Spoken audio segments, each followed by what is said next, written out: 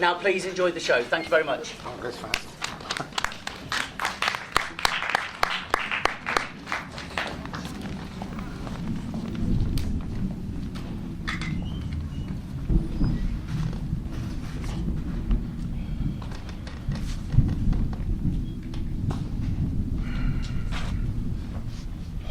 So shaken as we are, so one with care, find we a time for frighted peace to pant and breathe short-winded accents of new broils, to be commenced in strands afar remote, as far as to the sepulchre of Christ, whose soldier now, under whose blessed cross we are impressed and engaged to fight.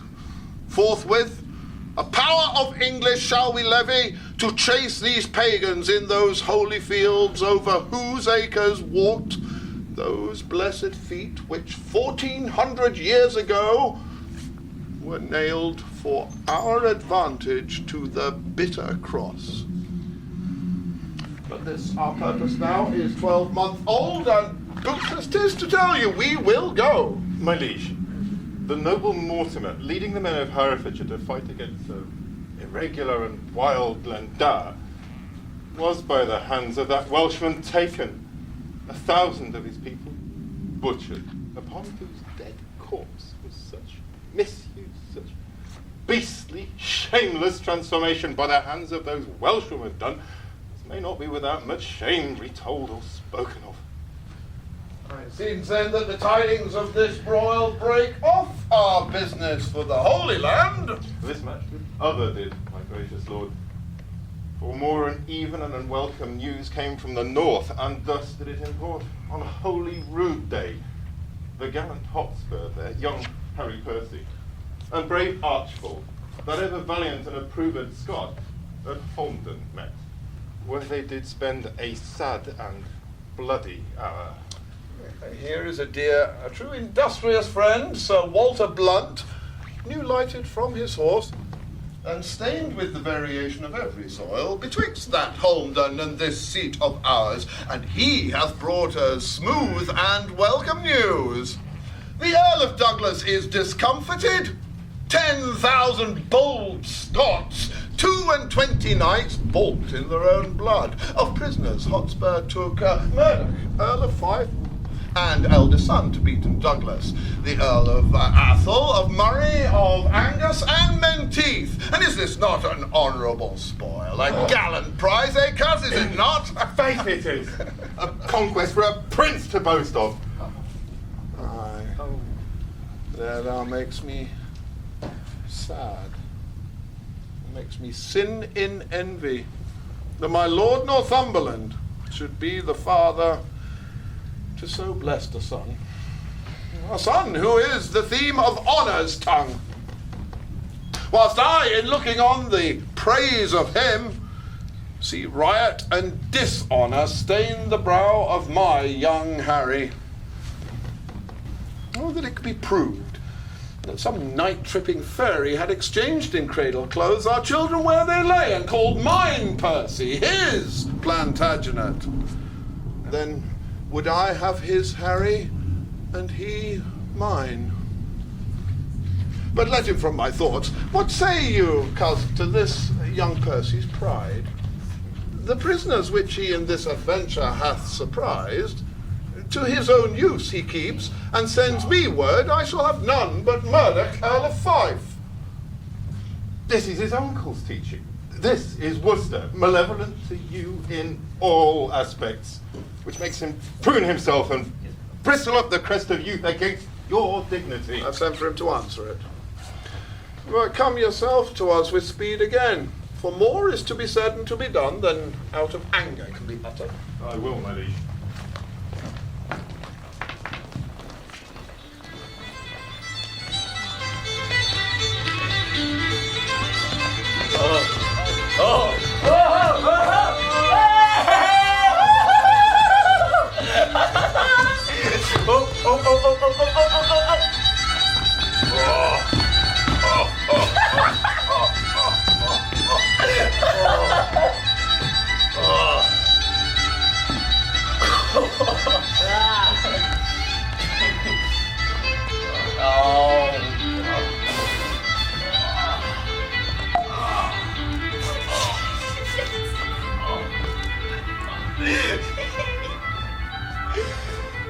Oh,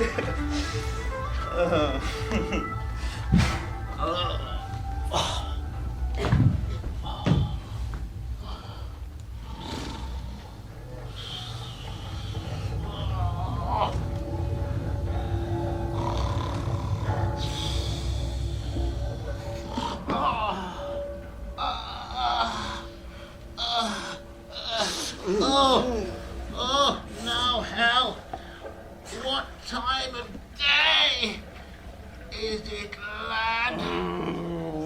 Thou art so fat-witted with drinking of old sack, and unbuttoning thee after supper, and sleeping upon benches after noon, that thou hast forgotten to demand that truly which thou wouldst truly know. What a devil hast thou to do with the time of the day, unless hours be cups of sack, minutes capons, clocks the tongues of boards, and dials the signs of leaping houses? I see no reason why thou shouldst be so superfluous as to demand the time of the day. Indeed, you come near me now, Hal.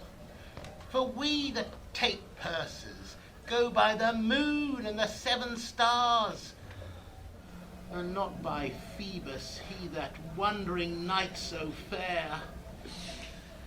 But I prithee, sweet wag, when thou art a king, as God save thy grace, majesty I should say, for grace thou wilt have none. What? None? No, by my troth, not so much as will serve to be a prologue to an egg and butter. Well, how then? Come roundly. Marry then, sweet wag, when thou art king, let not us, that are squires of the night's body, be called thieves of the day's beauty.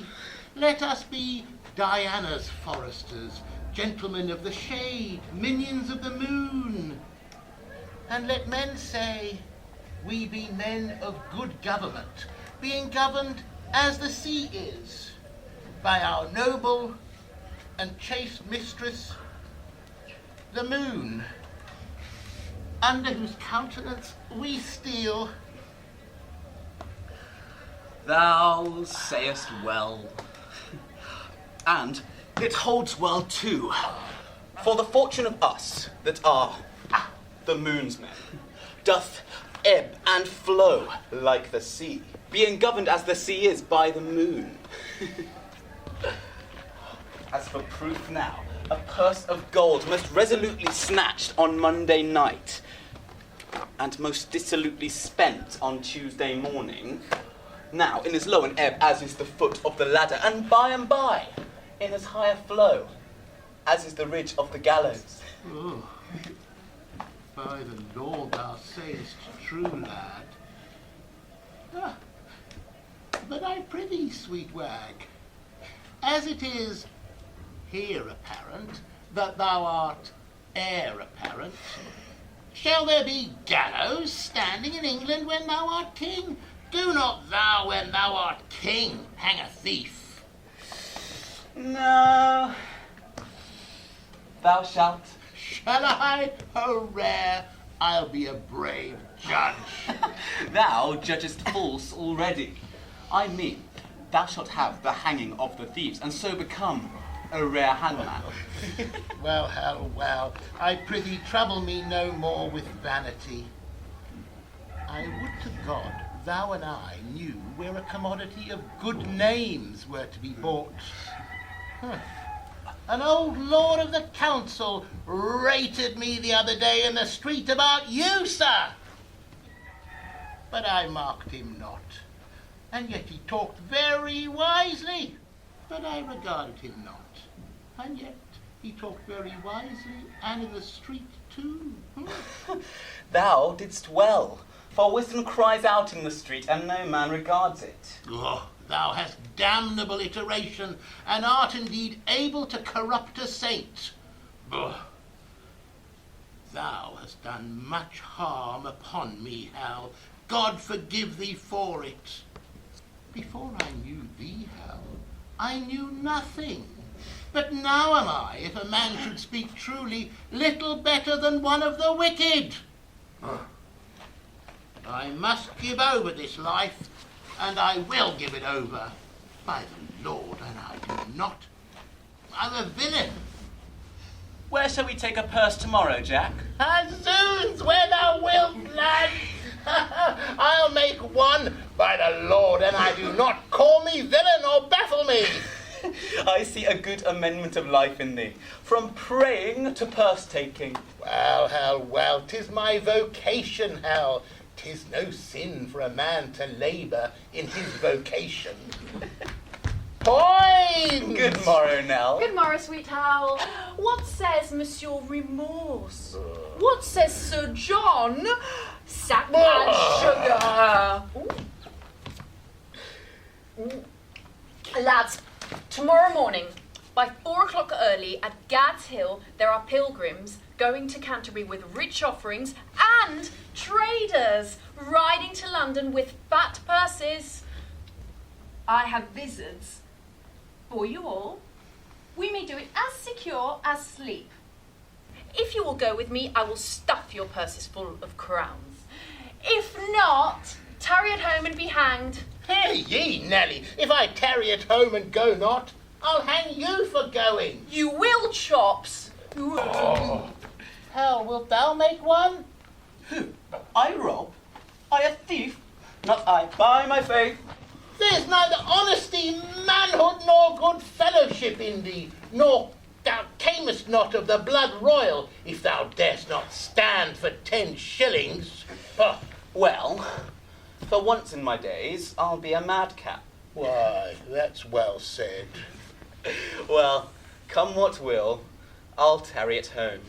By the Lord, I'll be a traitor then when thou art king. I care not. Sir John, I prithee, leave the prince and me alone, for I'll lay down such reasons for this adventure that he shall go. Well, God give thee the spirit of persuasion, and him the ears of prophecy.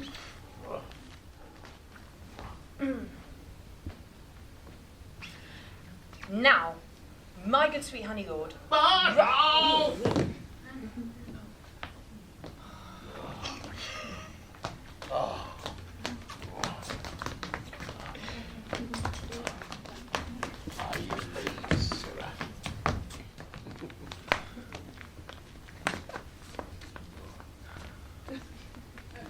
Yeah.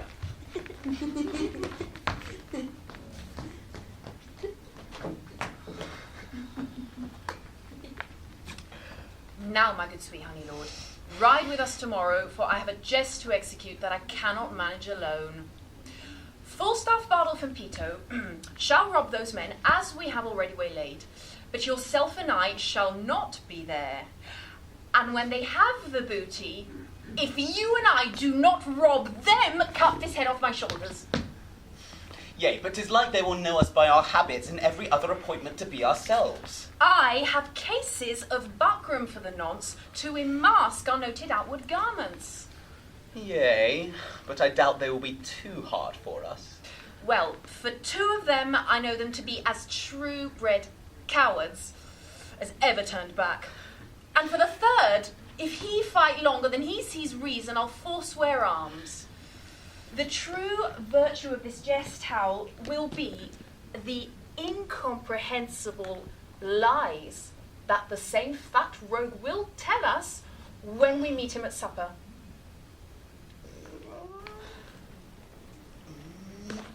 I'll go with thee. Fetch all things necessary and meet me tomorrow night in Eastcheap. There I'll sup.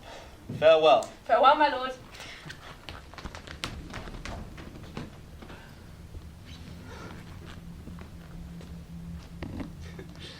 I know you all, and will a while uphold the unyoked humour of your idleness.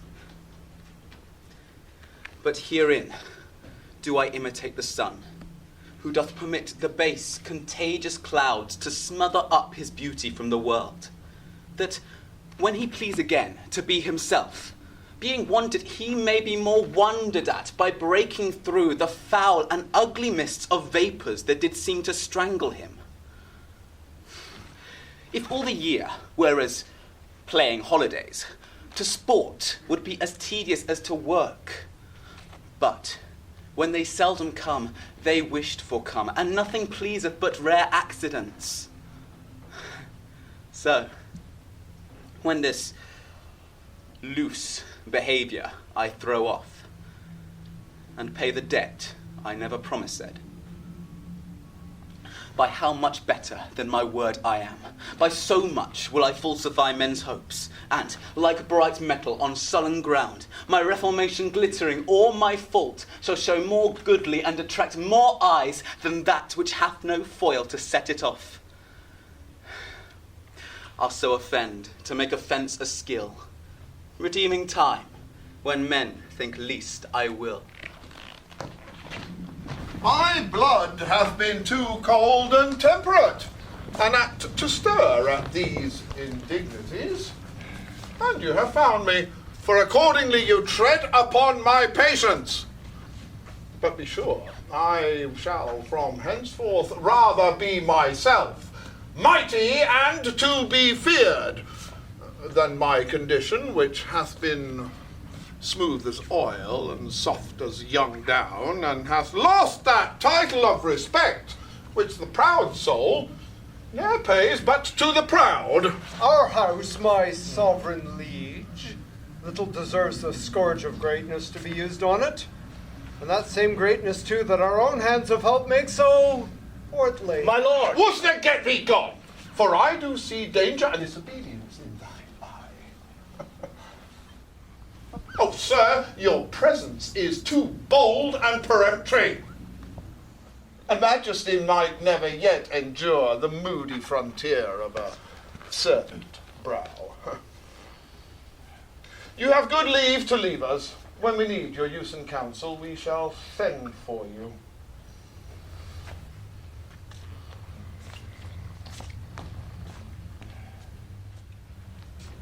You were about to speak.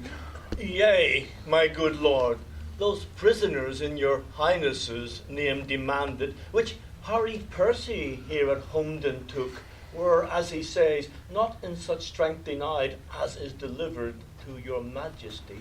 Either error, therefore, or misprision is guilty of this fault, and not my son.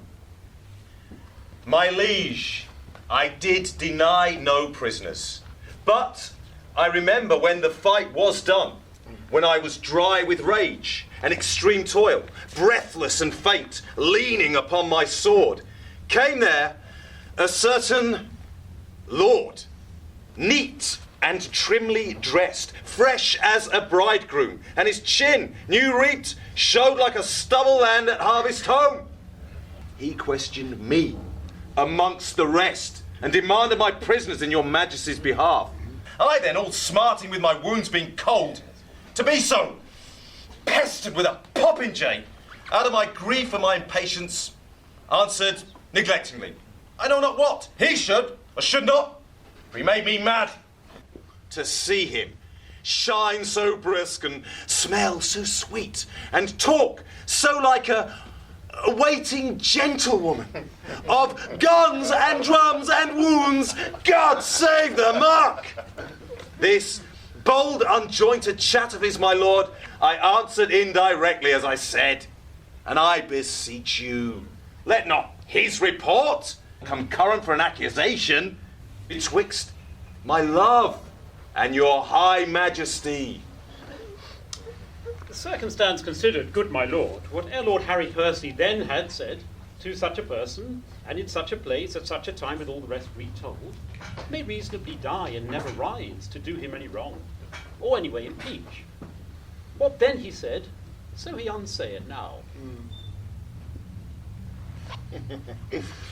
Why, yet he doth deny his prisoners, but with proviso and exception, that we at our own charge shall ransom straight his brother-in-law, the foolish Mortimer, who, on my soul, hath wilfully betrayed the lives of those that he did lead against that great magician, the damned Glendower, whose daughter, so we hear, that Earl of March hath lately married.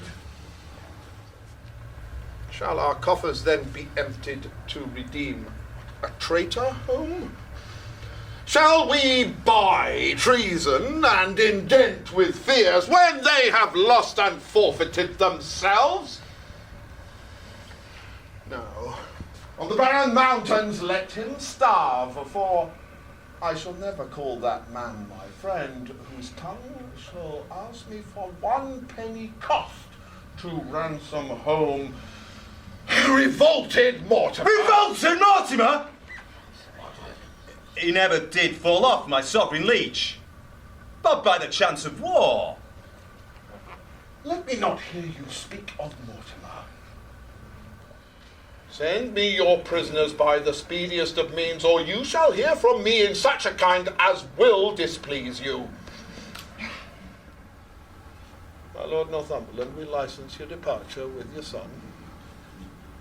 Send me your prisoners, or you will hear of it.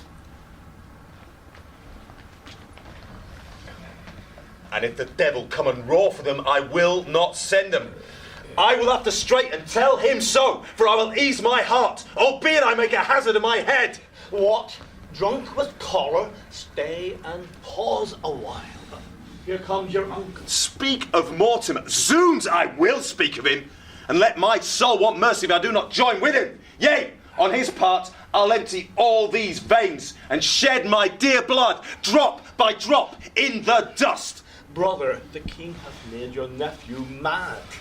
Who struck this heat up after I was gone? He will forsooth have all my prisoners, and when I urged the ransom once again of my wife's brother, then his cheek looked pale, and on my face he turned an eye of death, trembling even at the name of Mortimer. Well, I cannot blame him. Was not he proclaimed by Richard that is the next of blood? He was. I heard the proclamation. And then it was when the unhappy king, whose wrongs in us God pardon, did set forth upon his Irish expedition, from whence he intercepted, did return to be deposed and shortly murdered. But soft, I pray you, did King Richard then proclaim my brother Edmund Mortimer heir to the crown? He did. Myself did hear it. Nay, then, I cannot blame his cousin king that wished him on the barren mountain starve. But shall it be that you that set the crown upon this forgetful man? Shall it for shame be spoken in these days, or fill up chronicles in time to come, that men of your nobility and power did gauge them both in an unjust behalf, as both of you, God pardon it, have done, to put down Richard, that sweet, lovely rose, to plant this thorn, this canker, Bolingbroke? And shall it in more shame be further spoken that you are fooled, discarded, and shook off by him for whom these shames ye underwent? No! Yet time serves wherein you may redeem your banished honours and restore yourselves. Therefore I say, haste! Cousin, say no more. And now, I will unclasp a secret book, and to your quick conceiving discontents, I'll read you matter deep and dangerous, so full of peril and adventurous spirit as to o'erwalk a current roaring loud on the unsteadfast footing of a spear. Send danger from the east unto the west, so honour cross it from north to south, and let them grapple. Imagination of some great exploit drives them beyond the bounds of patience. Oh, the blood more stirs to rouse a lion than to start a hare, to pluck bright honour from the pale-faced moon, or to dive into the bottom of the deep. Good cousin, give me audience a while. I cry you, mercy. Those same noble Scots that are your prisoners. I'll keep them all. By God, he shall not have a Scot of them. No, if a Scot would save his soul, he shall not. I'll keep them by this hand. You start away, and you lend no ear to my purposes. Those prisoners you shall keep. Nay, I will, that's flat.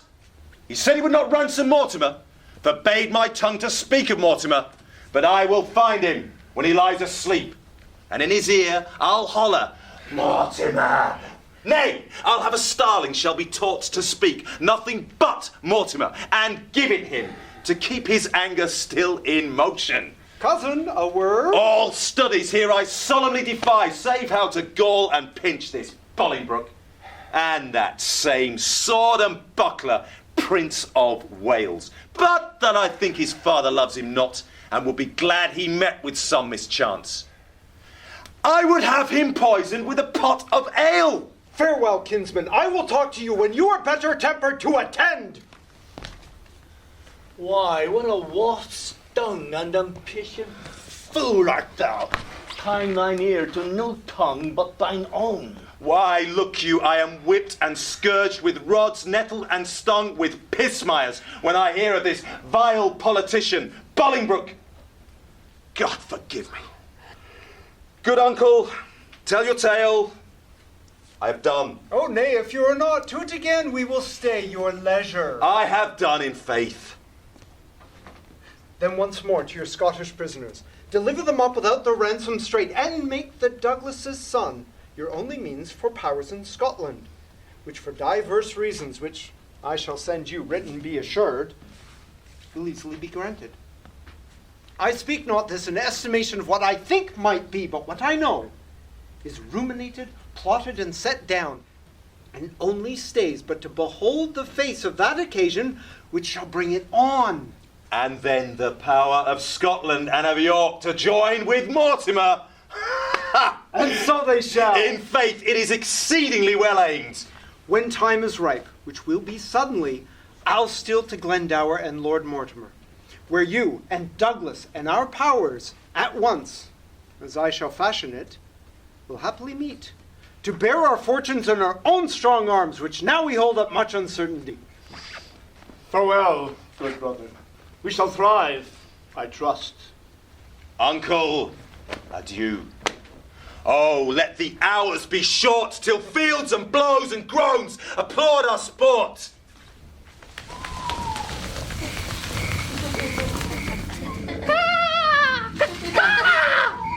Come, shelter!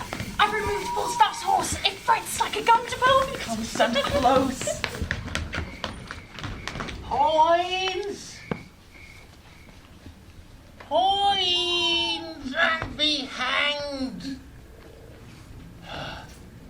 Poins! Ye fat guts, what a brawling dost thou keep? Where's Poins, Hal? She is walked to the top of the hill. I'll go seek her. I am accursed to rob in that thief's company. The rascals have removed my horse and tied him I know not where. If I travel but 4 foot by the square, further afoot, I shall break my wing.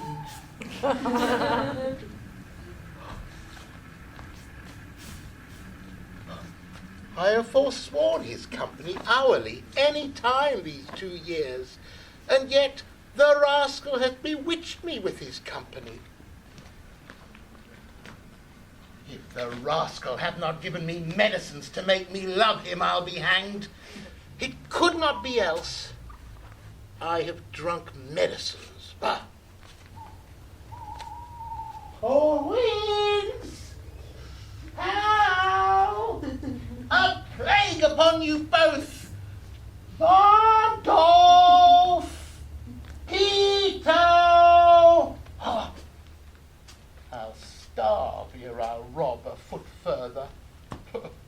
8 yards of uneven ground is 70 miles afoot with me, and the stony-hearted villains know it well enough. A plague upon it, when thieves cannot be true one to another.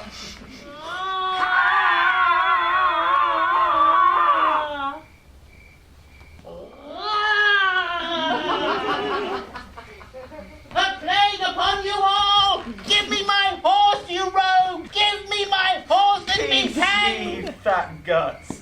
Lie down. Lay thine ear close to the ground and list if thou canst hear the tread of travellers. Have you any levers to lift me up again, being down? Blood, I'll not bear my own flesh so far afoot again for all the coin in thy father's exchequer. I prithee, good Prince Hal, help me to my horse, good king's son. Out, you rogue! Shall I be your ostler? Ha! Hang thyself in thine own heir-apparent garters. If I be ta'en, I'll peach for this. When a jest is so forward and a foot too, I hate it!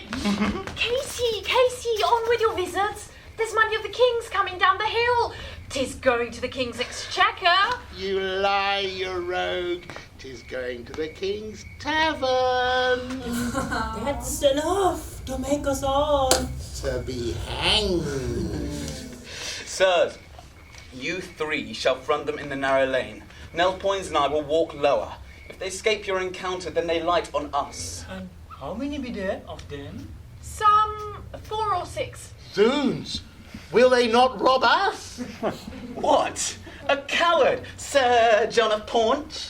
Indeed, I am not John of Gaunt, your grandfather, but yet no coward, Hal. Well, we leave that to the proof. Sir John, thy horse stands behind the hedge. Where thou needst him, there thou shalt find him. Farewell, and stand close. Poins! Where are our disguises? There, hard by, stand close. Now, my masters, happy man be his dole, say I, every man to his business.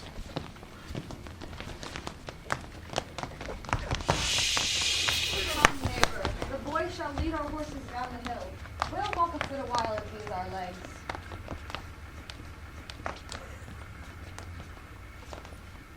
Huh? Stand! Jesus bless us! Strike! Down with them! Cut the villains' throats! Horse and caterpillars, bacon-fed knaves! They hate us, youth! Down with them! Fleece them! Oh, we are undone, both we and ours forever. Hang ye gore-bellied knaves, are you undone? No, you chuffs! I would your stall were here. On, bacons, on! What's your names? Huh? Young men must live. You're grand jurors, are you? Faith, we'll jure you. The thieves have bound the true men. Now could thou and I rob the thieves and go merrily to London. It would be argument for a week, laughter for a month, and a good jest forever. Stand close. Now, my masters, let us share, and then to horse before day. The prince and Poins be not two arrant cowards. There's no equity stirring. There's no more valour in that Poins than in a wild... Your money. Mercy! Mercy! Mercy!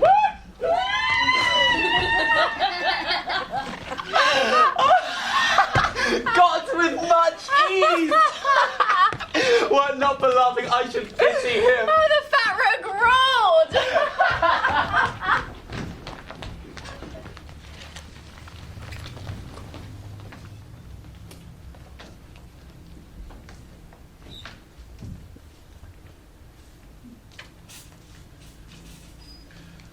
Go call the Earl of Westmoreland and Blunt, but ere they come, bid them o'er read these letters, and consider well of them.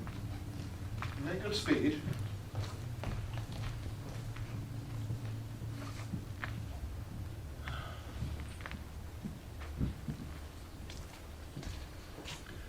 How many thousand of my poorest subjects are at this hour asleep? Oh, sleep. Oh, gentle sleep.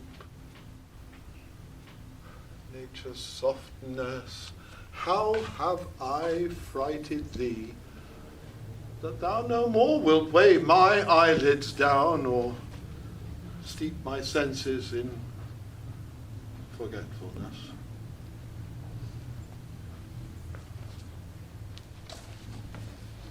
I rather sleep liest thou in smoky cribs, upon uneasy pallets, stretching thee and hushed with buzzing night flies to thy slumber, than in the perfumed chambers of the great, under the canopies of costly state, and lulled with sound of sweetest melody. O thou dull god, why liest thou with the vile in loathsome beds, and leaves the kingly couch a watch case or a common larum bell?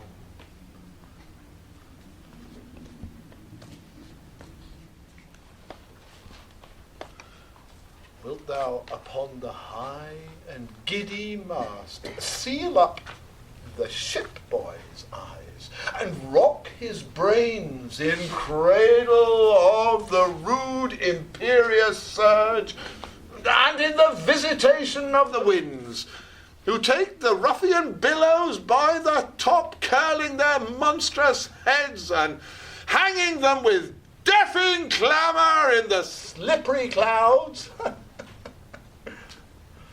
which in the hurly death itself awakes? Canst thou, O partial sleep, give then repose to the wet sea sun in an hour so rude, and in the calmest and most stillest night, with all the appliances and means to boot,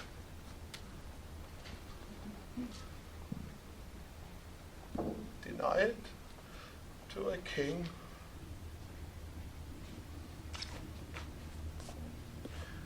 Then happy low lie down, uneasy lies the head that wears a crown. Many good morrows to your majesty. Is it good morrow, lords? It is 1 o'clock and past. Then good morrow to you both, my lords.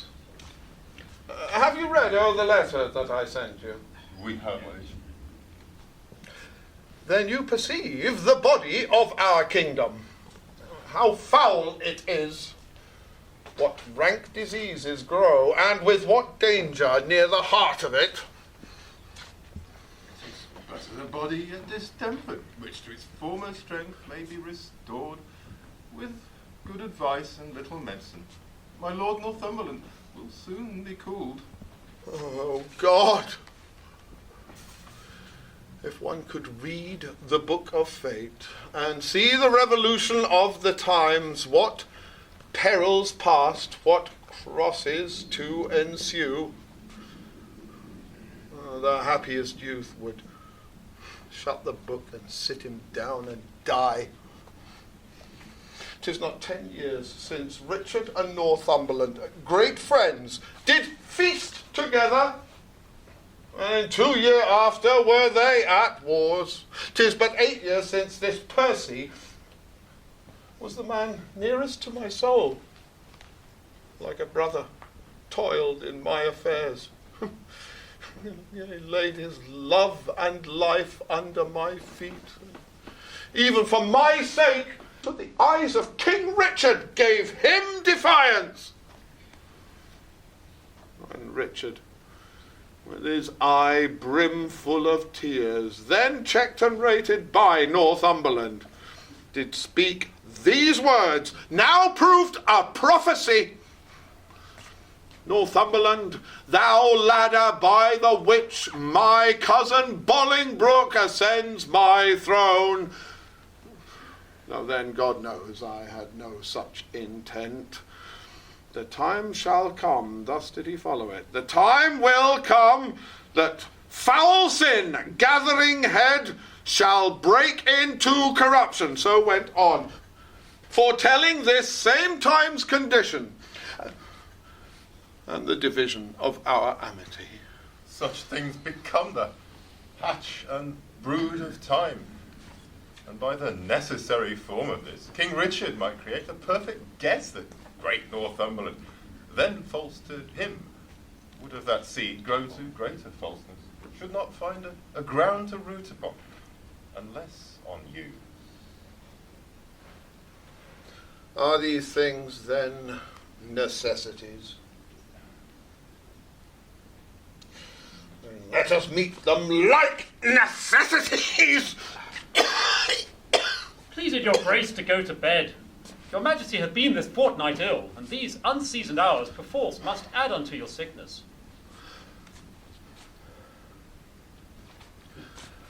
I will take your counsel.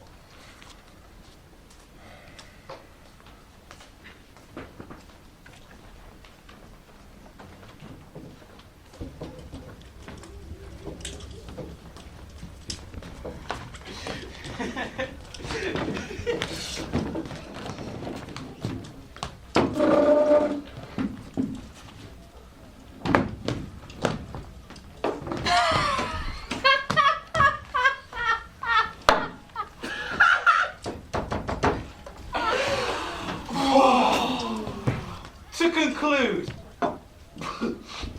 I am so good a proficient in 1/4 of an hour that I can drink with any tinker in his own language during my life. Francis! Anon, sir. I am not yet of Percy's mind. The Hotspur of the North, he that kills some 6 or 7 dozen Scots at breakfast, washes his hands and says to his wife, "Fie upon this quiet life, I want work." Oh, my sweet Harry, Says she, how many hast thou killed today? "Give my roan horse a drench," says he, and answers, "Some 14. An hour after, a trifle. A plague of all cowards. Sirrah, Falstaff and the thieves are at the door. Shall we be merry? I prithee call in Falstaff. I'll play Percy, and that damned brawn shall play Dame Mortimer his wife. "Ribo," says the drunkard. "Call in Ribs, call in Tallow." Francis! Anon, sir. Welcome, Jack. Where hast thou been? A plague of all cowards, I say, and a vengeance too. Marry and our men. Give me a cup of sack, boy! Anon, sir.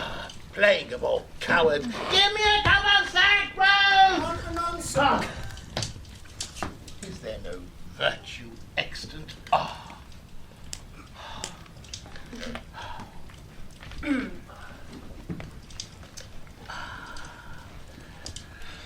Go thy ways, old Jack. Die when thou wilt. If manhood, good manhood, be not forgot upon the face of the earth, then am I a shot herring. A bad world, I say.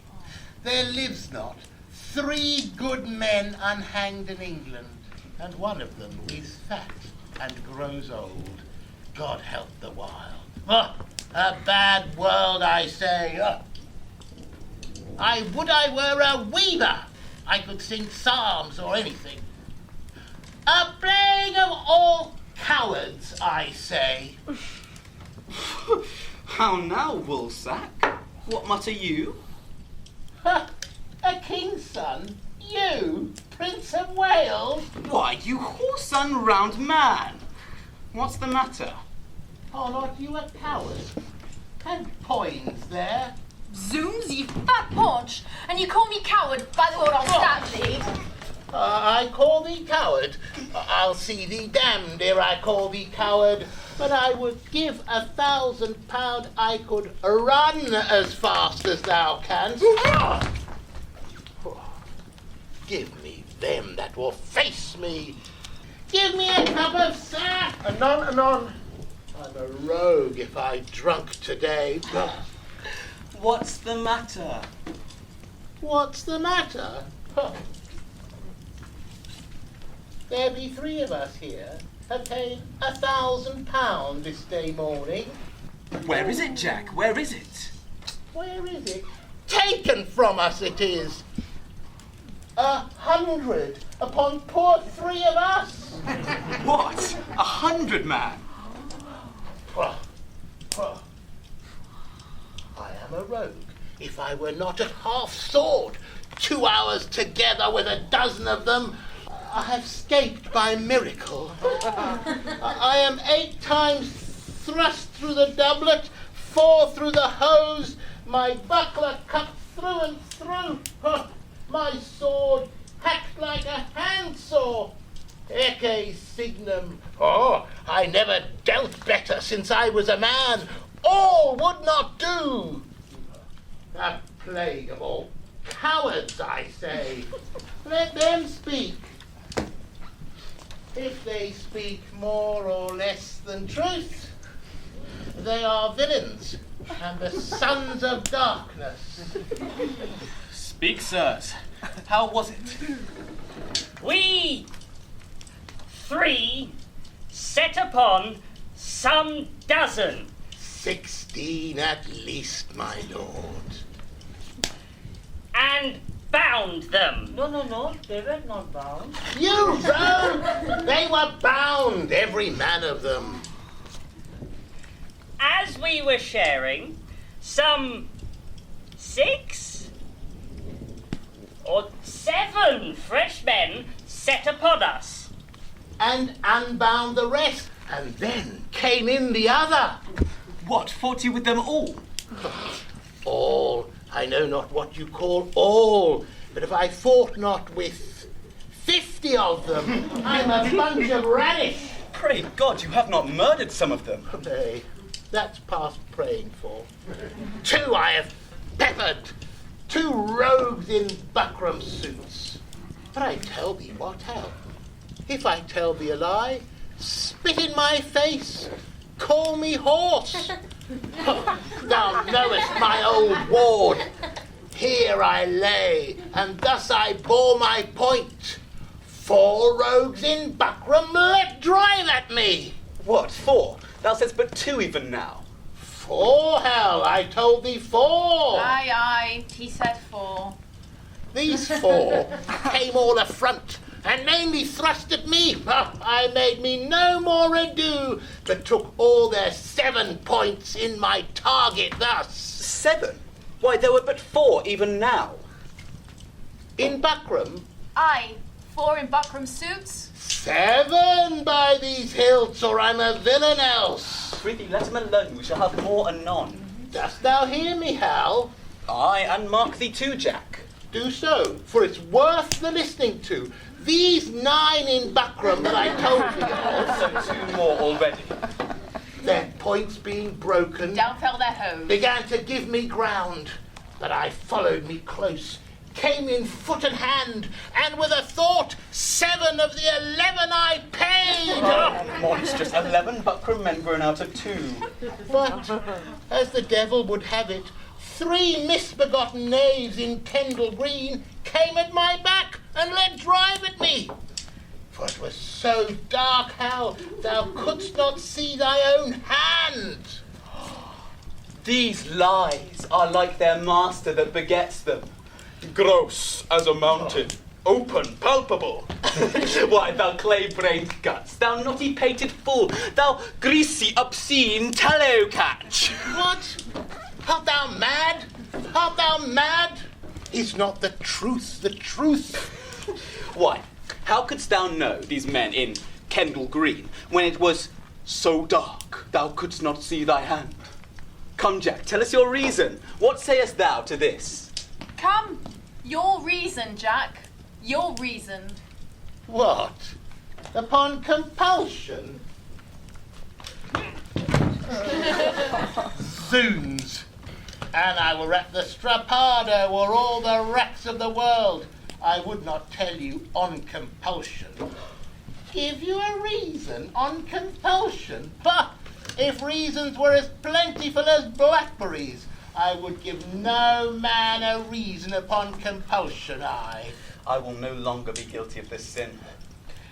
This sanguine coward, this bed presser, this horse backbreaker, this huge hill of flesh. Blood! You starveling! You eel-skin! You dried neat's tongue! You bull's pizzle! You sheep sow for breath to utter what is like thee! You tailor's yard! You stockfish! You bowcase! You vile standing tuck!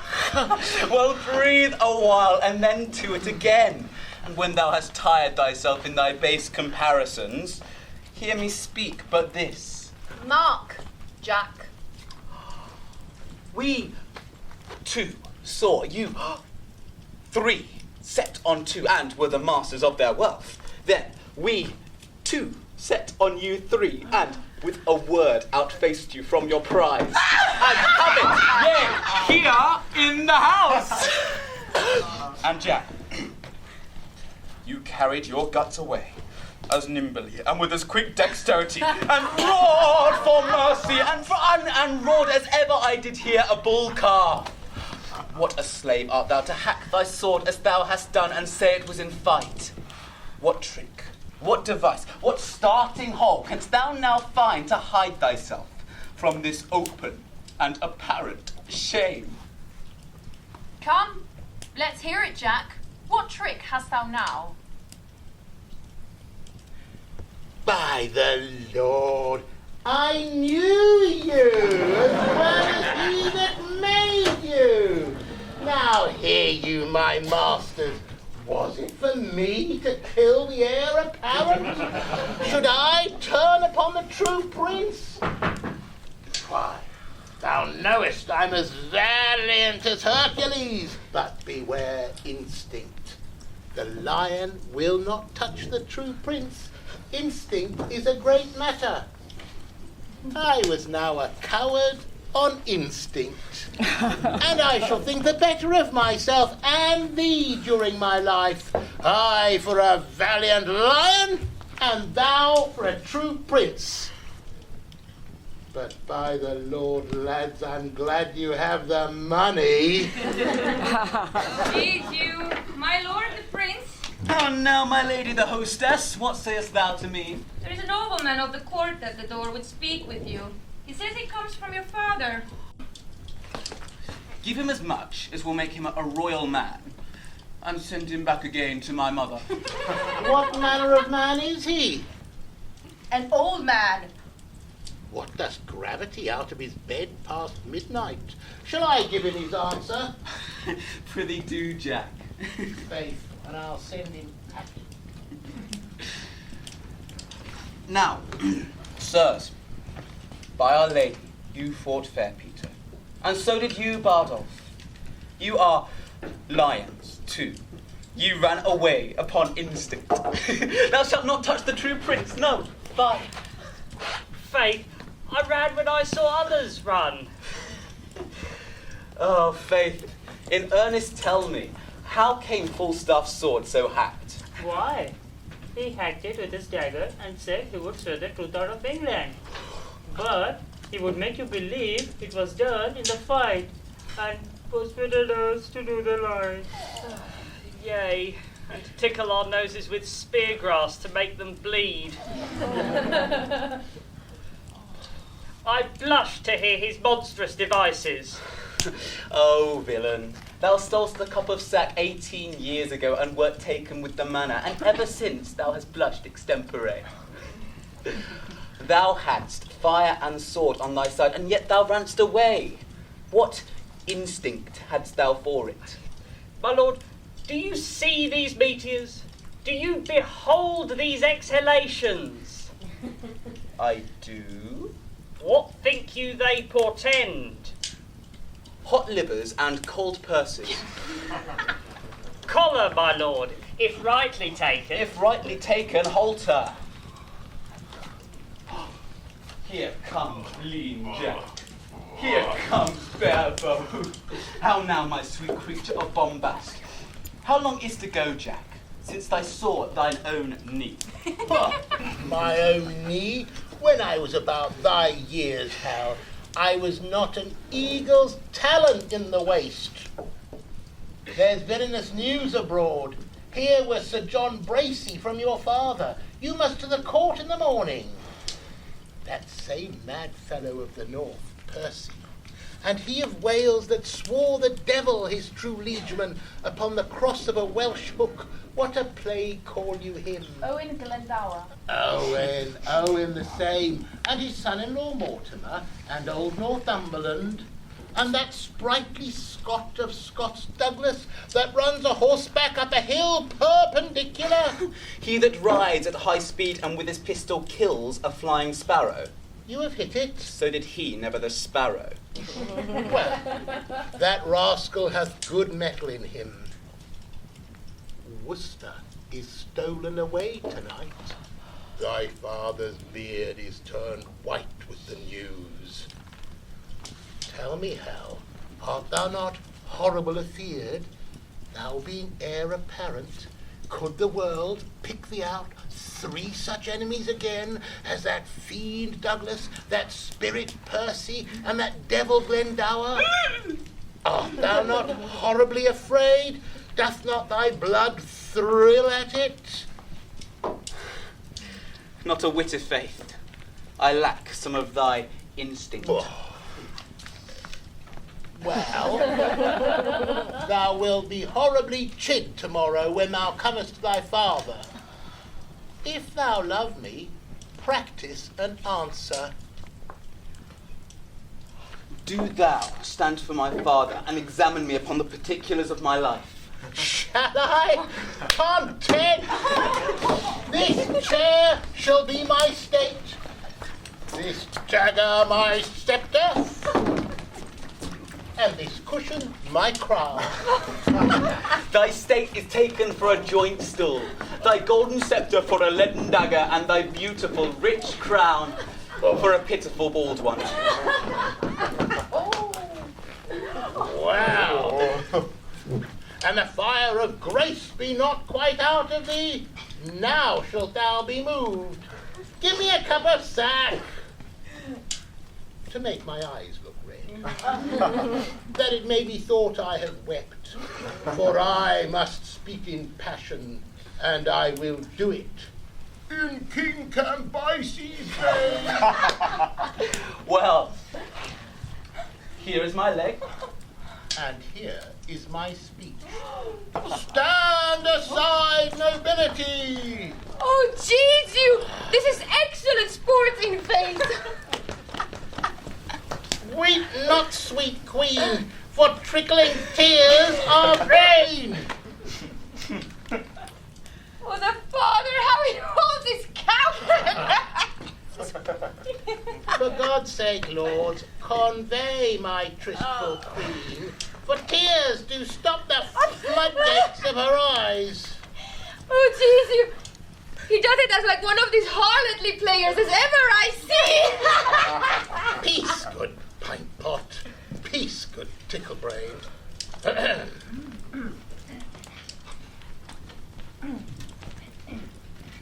Harry!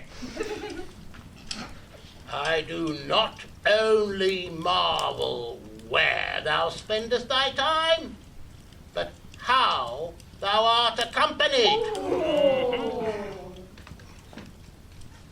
For though the chamomile, the more it is trodden on, the faster it grows, so youth, the more it is wasted, the sooner it wears. That thou art, my son. I have partly thy mother's word, partly my own opinion, but chiefly a villainous trick of thine eye, and a foolish hanging of thy nether lip that doth warrant me. If then thou be son to me, here lies the point, why, being son to me, art thou so pointed at?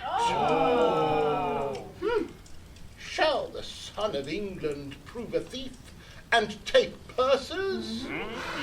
A question to be asked. There is a thing, Harry, which thou hast often heard of, and it is known to many in our land by the name of pitch. This pitch, as ancient writers do report, doth defile, and so doth the company thou keepest. Hey! And yet, there is a virtuous man whom I've often noted in thy company, but I know not his name.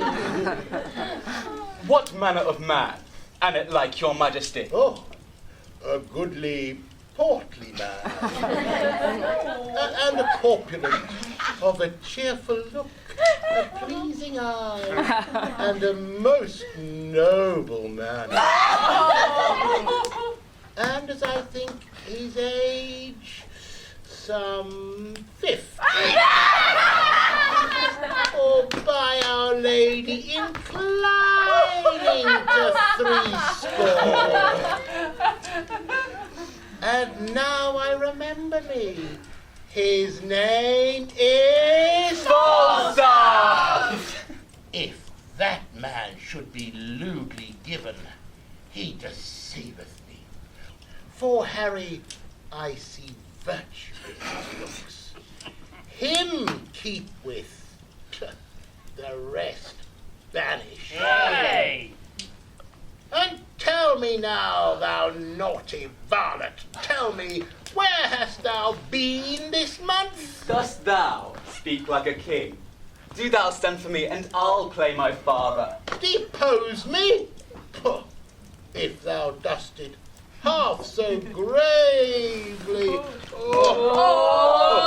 so majestically, both in word and matter, hang me up by the heels for a rabbit sucker or a poulter's hair. Well, here I am set. And here I stand. Judge, my master. Now, Harry, whence come you?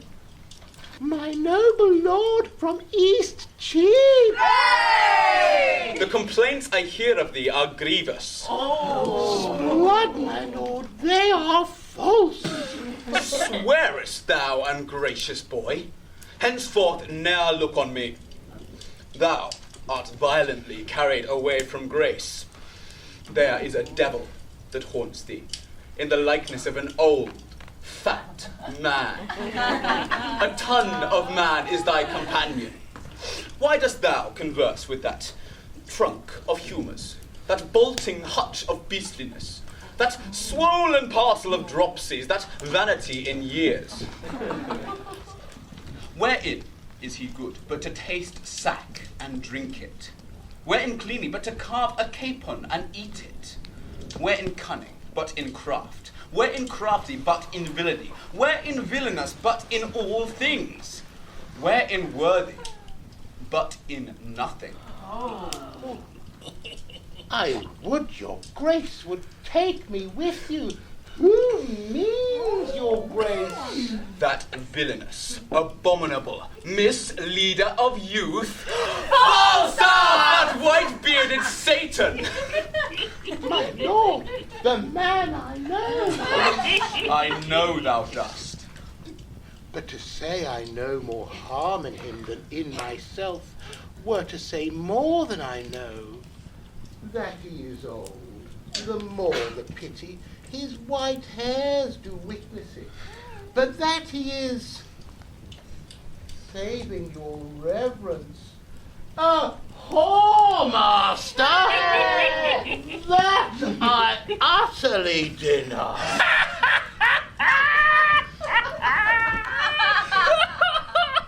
If sack and sugar be a fault, God help the wicked. If to be old and merry be a sin, then many an old host that I know is damned. If to be fat be to be hated, then Pharaoh's lean kine are to be loved. No, my good lord. Banish Peter. Banish Bardo. Banish Point. But for sweet Jack Falstaff, kind Jack Falstaff, true Jack Falstaff, valiant Jack Falstaff, and therefore more valiant being as he is old Jack Falstaff. Banish not him thy Harry's company, banish not him thy Harry's company. Banish plump Jack, and banish all the world.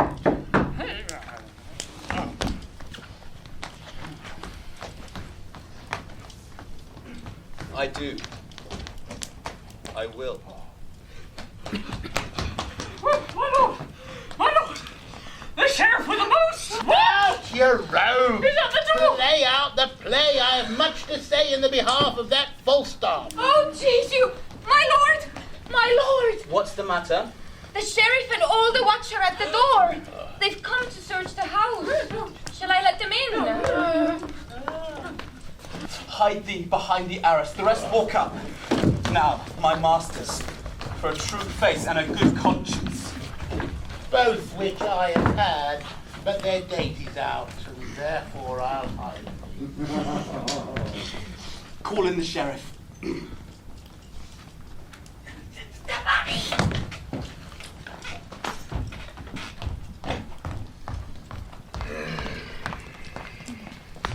How now, Master Sheriff? What is your will with me? First, pardon me, my lord. A hue and cry had followed certain men onto this house. What men? One of them is well known, my gracious lord. A gross, fat man. That is butter. The man, I do assure you, is not here, for I myself at this time have employed him. And, Sheriff, I will engage my word to thee that by tomorrow dinner time I will send him to thee, or any man, for anything he will be charged withal. And so, may I entreat you leave the house? I will, my noble lord. There are two gentlemen have in this robbery lost 300 marks. It may be so. And if he have robbed these men, he shall be answerable. And so, farewell. Good night, my noble lord. Is it not good morrow? Indeed. I think it be 2 o'clock.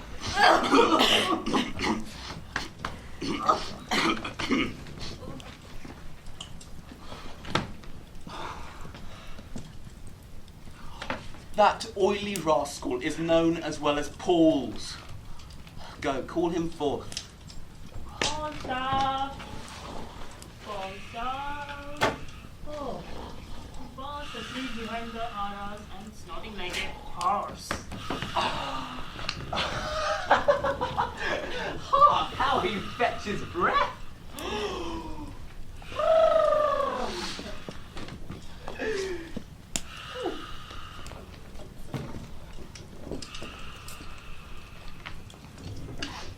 There, let him sleep till day. I'll to the court in the morning. We must to the wars, and your place shall be honourable. I'll procure that fat rogue a charge of foot, and know his death will be a march of 12 score. The money shall be paid back again with advantage. Be with me betimes in the morning. And so, good morrow, Peter. Good morrow. Good, my lord.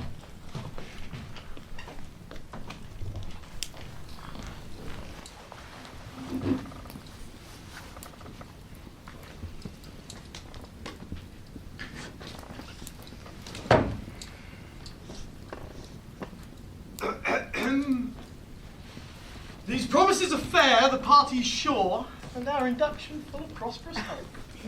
Lord Mortimer and Cousin Glendower, will you sit down? And Uncle Worcester.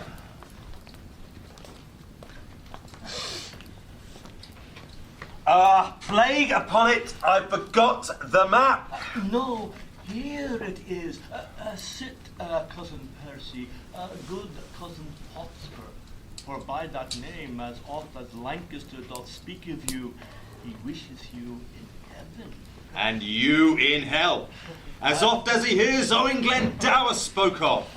I cannot blame him, that my nativity, the front of heaven, was full of fiery shapes, of burning cressets, and that my nativity, the frame and full foundation of the earth, shaked like a coward.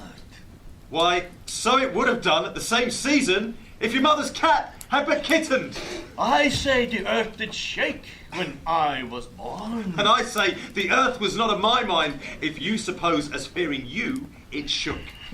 The heavens were all on fire, the earth did tremble. Oh, then the earth shook to see the heavens on fire, and not in fear of your nativity. Peace, Cousin Percy. You're making mad. I can call spirits from the vast deep. Why, so can I, and so can any man. But will they come when you do call for them? Why, I can teach you, cousin, to command the devil. And I can teach thee, cuz, to shame the devil by telling truth. Tell truth and shame the devil. Come, come. No more of this unprofitable chat. 3 times hath Henry Bolingbroke made head against my power. Thrice have I sent him bootless home and weather-beaten back. Home without boots and in foul weather too. How skips the angels in the devil's name. Come, here is the map.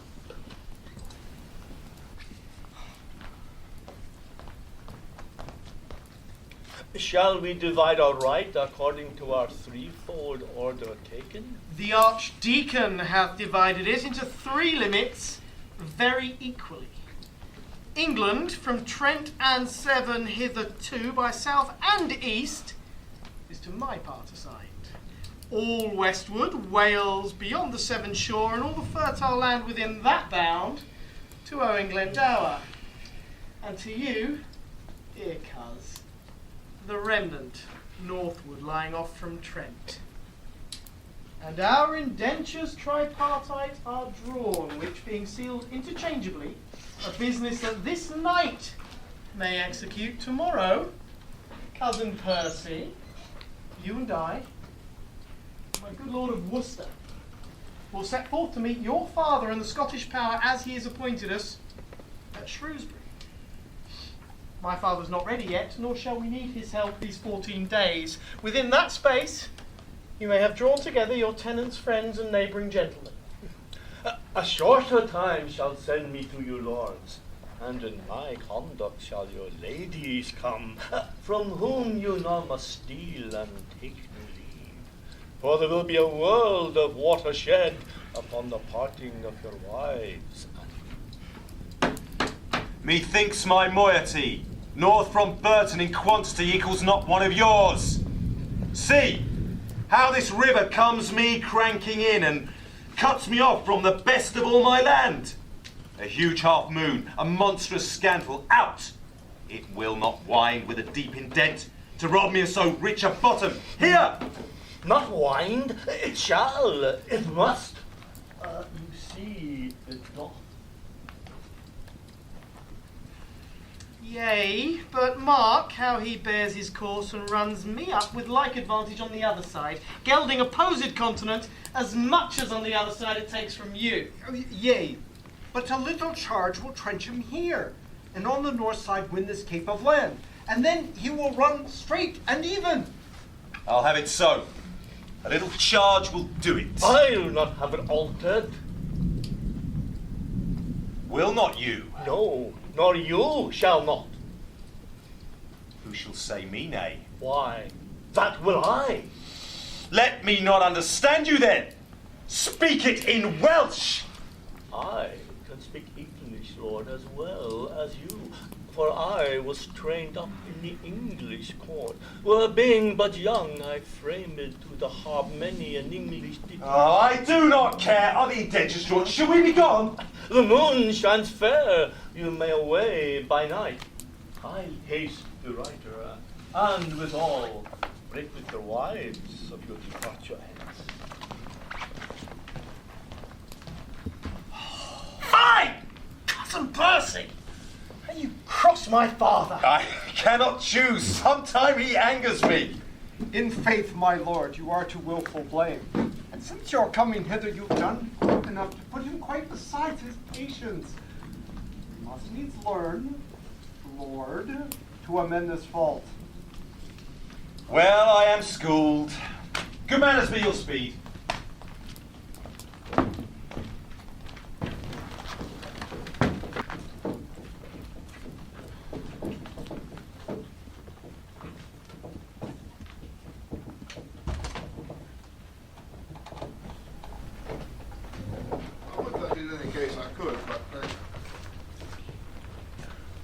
Lords, give us leave.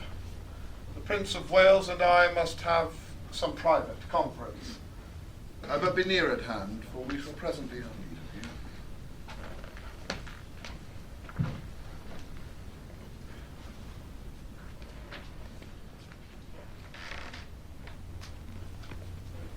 of you. I know not whether God will have it so that for some displeasing service I have done in his secret doom, out of my blood he'll breed revengement, and a scourge for me to punish my mistreadings.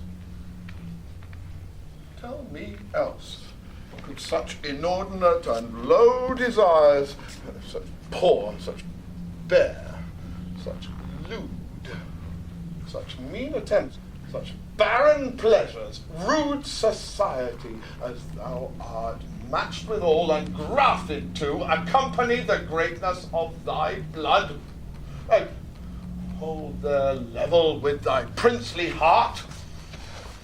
So please, your majesty, I would I could quit all offences with as clear excuse as well as I am doubtless I can purge myself of many. I am charged with all. I may, for some things true, wherein my youth hath faulty wandered and irregular, find pardon on my true submission. God pardon thee! Thy place in council thou hast rudely lost, which by thy younger brother is supplied, and art almost an alien to all the court and princes of my blood. The hope and expectation of thy time is ruined, and the soul of every man prophetically do forethink thy fall. Had I so lavish of my presence been, so common hackneyed in the eyes of men, so stale and cheap to vulgar company, opinion that did help me to the crown had left me in reputeless banishment, a fellow of no mark nor likelihood. By being seldom seen, I could not stir but like a comet. I was wondered at, that men would tell their children, this is he. Then I stole all courtesy from heaven, and dressed myself in such humility that I did pluck allegiance from men's hearts. Loud shouts and salutations from their mouths, yea, even in the presence of the crowned king, the skipping king. He ambled up and down, mingling his royalty with capering fools, enfeoffed himself to popularity, being daily swallowed by men's eyes. So when he had occasion to be seen, he was as the cuckoo is in June, heard, not regarded. And in that very line, Harry, standst thou. for thou hast lost thy princely privilege with vile participation. Not an eye, but is aweary of thy common sight, save mine, which had desired to see thee more, which now doth that I would not have it do, make blind itself with foolish tenderness.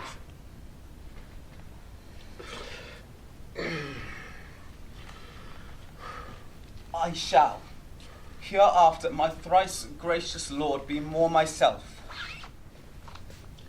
For all the world, as thou art to this hour, was Richard then, when I set foot from France at Ravenspur. And even as I was then, is Percy now. He hath more worthy interest to the state than thou the shadow of succession.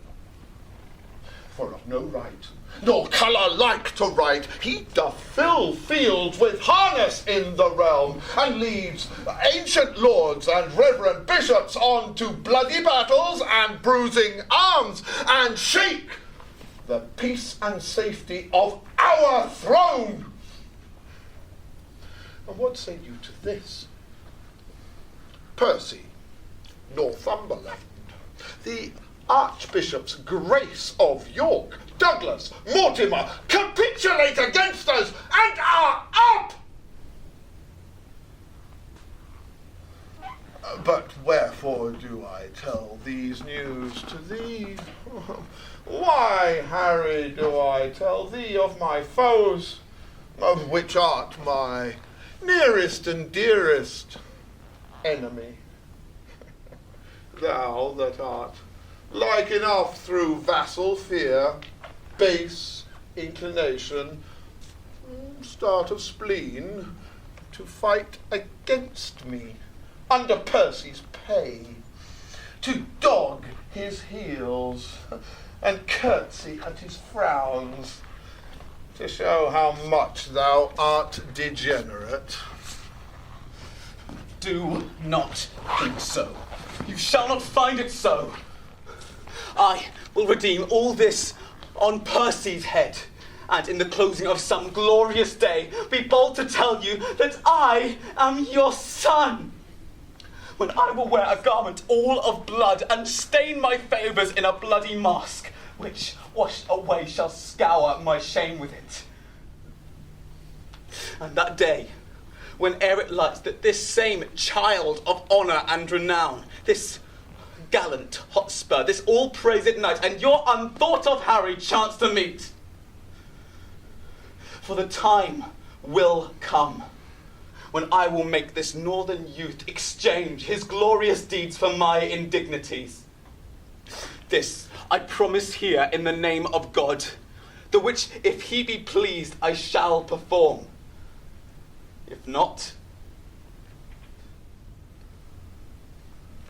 the end of life cancels all bonds, and I will die 100,000 deaths ere break the smallest parcel of this vow.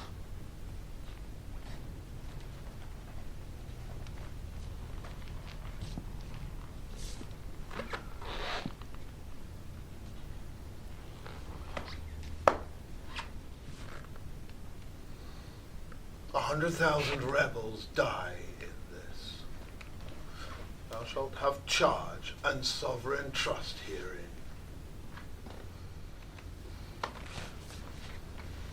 Now, good Blunt, thy looks are full of speed. So had the business that I come to speak of. Lord Mortimer of Scotland has sent word that Douglas and the English rebels met the 11th of this month at Shrewsbury. A mighty and a fearful head they are, if promises be kept on every hand, as ever offered foul play in a state. On Wednesday next, Harry, you shall set forward. On Thursday we ourselves will march. Our meeting is Bridgenorth, and Harry, thou shalt march through Gloucestershire, by which account our business valued. Some 12 days hence, in Bridgenorth our general forces shall meet. Our hands are full of business. Let's away. Advantage feeds in fact while men delay.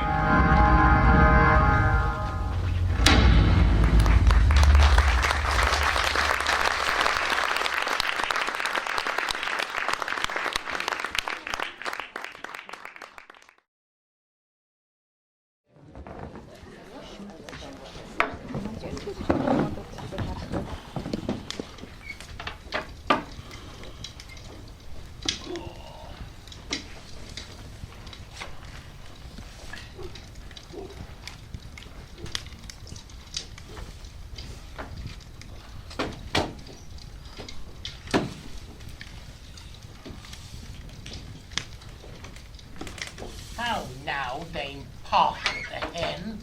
Have you inquired yet who picked my pocket? Why, Sir John. What do you think, Sir John? Do you think I keep thieves in my house, Sir John? I have searched, I have inquired, so has my husband. Man by man, boy by boy, servant by servant. The type of a hair was never lost in my house before. You lie, hostess. Bardolph was shaved and lost many a hair. And I'll be sworn my pocket was picked. Go to, you are a woman, go to. Who, I? No, I defy thee. God's light, I was never called so in mine own house before. Go to, I know you well enough. No, Sir John. You do not know me, Sir John. I know you, Sir John. You owe me money, and now you pick a quarrel to beguile me of it. I bought you a dozen of shirts to your back. Gowless, filthy gowless. I've given them away to bakers' wives. They've made bolters of them. Now, as I am an honest woman, a Holland of 8 shillings an ell. You owe money here besides, Sir John, for your diet, your by-drinkings, and money lent you. £24.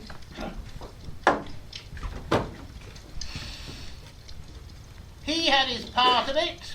Let him pay. He, alas, he's poor. Why, he have nothing. How poor? Look upon his face. What call you rich? Let them coin his nose. Let them coin his cheeks. I'll not pay a denier. Sir John, you are so fretful you cannot live long.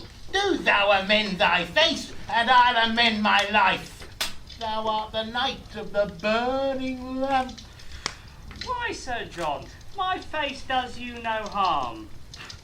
I never see thy face, but I think upon hellfire and dives that lived in purple. What? Will you make a dunker of me?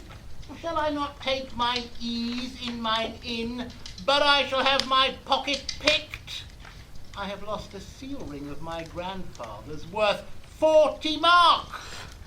Oh, jeez, you. I have heard the prince tell him I know not how oft that ring was copper. How? The prince is a jack, a sneak-up, a good shallow young fellow. Would have made a good pantler. Would have chipped bread well. Splat! And he were here, I would cudgel him like a dog if he would say so. How now, faith, lad? Is the wind in that door? Must we all march? Yea, to Newgate fashion. My lord, I pray you hear me. How now, hostess? How doth thy husband? I love him well. He is an honest man. Good, my lord, hear me. Prithee, let her alone and list to me. What sayest thou, Jack? The other night I fell asleep here behind the arras and had my pocket picked. This house is turned bawdy house. They pick pockets. What didst thou lose? Wilt thou believe me, Hal? 3 or 4 bonds of £40 apiece and a seal ring of my grandfather's. A trifle, some 8 penny matter. So I told him, my lord, and I said I heard your grace say so.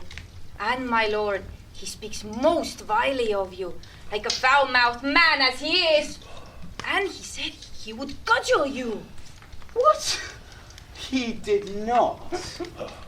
Well, there's neither faith, truth, nor womanhood in me else.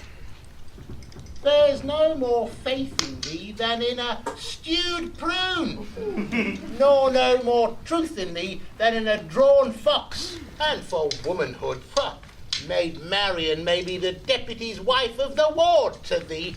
Go, you thing, go. Say, what thing? What thing? What thing? Why, a thing to thank God on. I am no thing to thank God on. I would thou shouldst know it. I am an honest man's wife, and setting thy knighthood aside, thou art a knave to call me so. Setting thy womanhood aside, thou art a beast to say otherwise. Say, what beast? Thou knave, thou! What beast? Why, an otter. An otter, Sir John. Why an otter? Why? She's neither fish nor flesh. A man knows not where to have her. Oh, thou art an unjust man in saying so. Thou, or any man, knows where to have me. Thou knave, thou. Thou sayest true, hostess, and he slanders thee most grossly. So he does you, my lord, and said this other day you owed him £1,000. Sirrah, do I owe you £1,000? £1,000, Hal? £1,000,000. Thou owest me thy love. Thy love is worth £1,000,000. Nay, my lord, he called you Jack, and he said he would cudgel you. Did I, Bardolph? Indeed, Sir John. You said so. Yeah, if he said my ring were copper. I say 'tis copper. Darest thou be as good as thy word now? Why, Hal, thou knowest as thou art but man, I dare, but as thou art prince, I fear thee, as I fear the roaring of a lion's. Well. And why not as the lion? The king himself is to be feared as the lion. Dost thou think I'll fear thee as I fear thy father? Nay, and I pray my girdle break. Why, you whoreson round man! How vilely did you speak of me now before this honest, virtuous, civil gentlewoman? Oh, God's blessing of your good heart. And so she is, by my troth. Didst thou hear me, Hal? Yea, and you knew me as you did when thou rantst away by Gad's Hill. You knew I was at your back and spoke it on purpose to try my patience. No, not so. I did not think thou wast within hearing. I will drive you then to confess the wilful abuse and then know how to handle thee. No abuse, Hal. Thou and mine honour, no abuse. Not to dispraise me, and call me pantler and bread chipper and I know not what? No abuse, Hal. No abuse? None, Nell. No am I in the world. Honest, Nell, none. I dispraised him before the wicked. Yes. That the wicked might not fall in love with thee. In the which doing, I've done the part of a careful friend and a true subject, and thy father is to give me thanks for it. No abuse, Hal. None, Nell, none, no. Faith, boys, none. Oh, Sirrah, there is no room for faith, truth, nor honesty in that bosom of thine. It is filled all with guts and midriff. Charge an honest woman with picking thy pocket. Why, thou whoreson impudent embossed rascal, if thy had anything in thy pocket but tavern reckonings, memorandums of bawdy houses, and one poor penny's worth of sugar candy to make thee long-winded, If thy pockets were enriched with any other injuries but these, I am a villain. And yet you will stand to it. You will not pocket up wrong. Art thou not ashamed? Dost thou hear, Hal?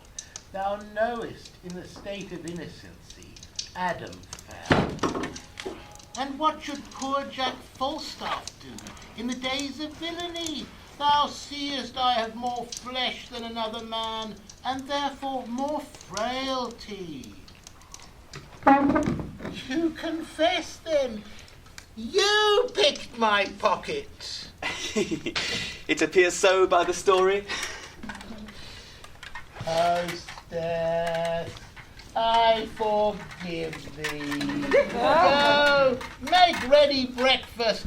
Love thy husband, look to thy servants, cherish thy guests. Thou shalt find me practicable to any honest reason. Thou seest I'm pacified still. Nay, prithee, be gone. Now, Hal, to the news at court. For the robbery, lad, how is that answered? Oh, my sweet beef. I must still be good angel to thee. The money is paid back again. Oh, I do not like that paying back. 'Tis a double labour.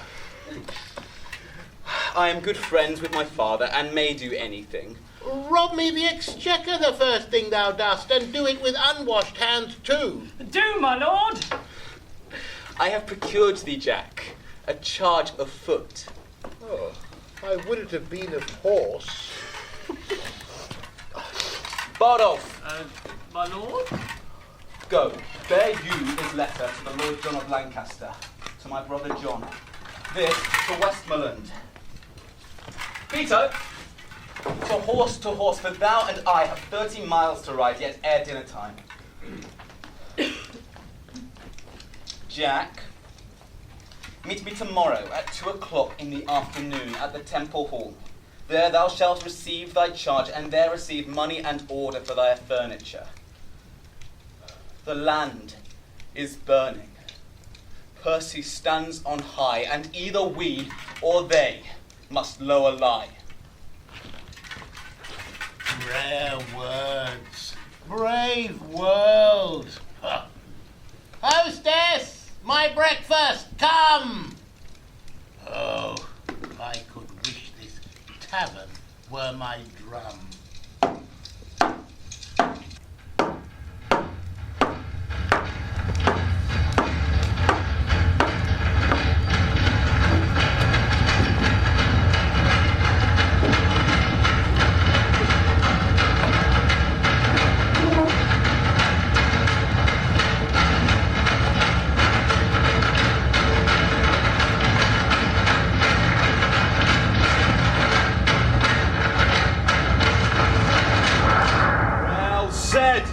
My noble Scot, if speaking truth in this fine age were not thought flattery, such attribution should the Douglas have, as not a soldier of this season's stamp should go so general current through the world.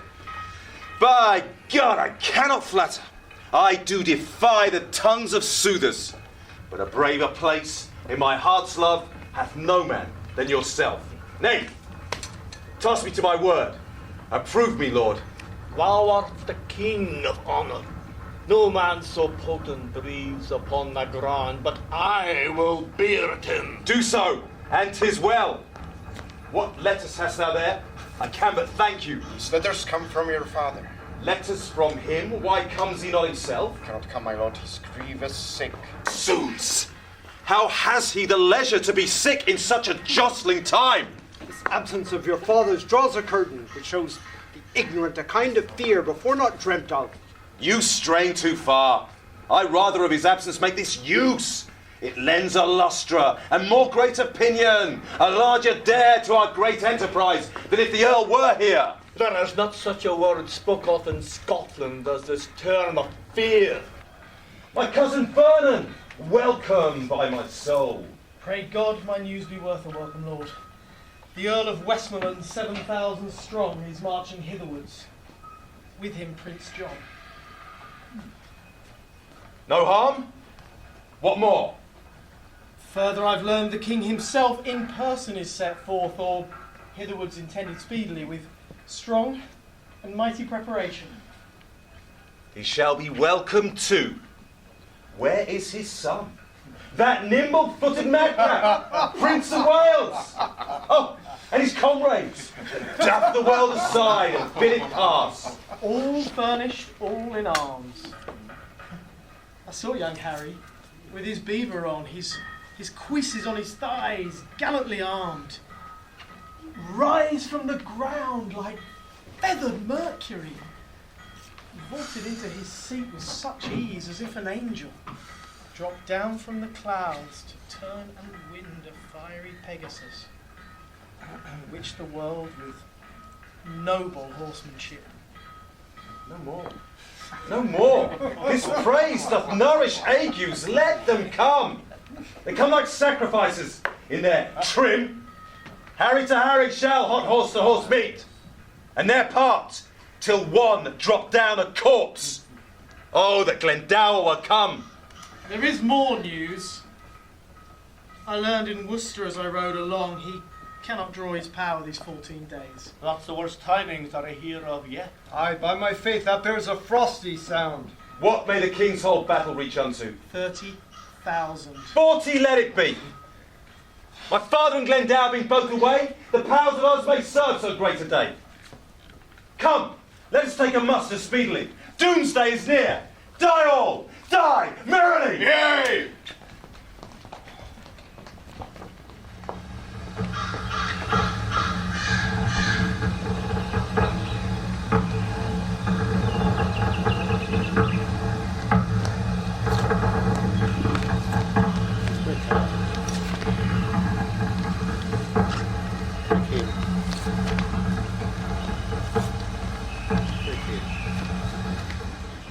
Bardolph, get thee before to Coventry. Fill me a bottle of sack, our soldiers shall march through. We'll to Sutton Coldfield tonight.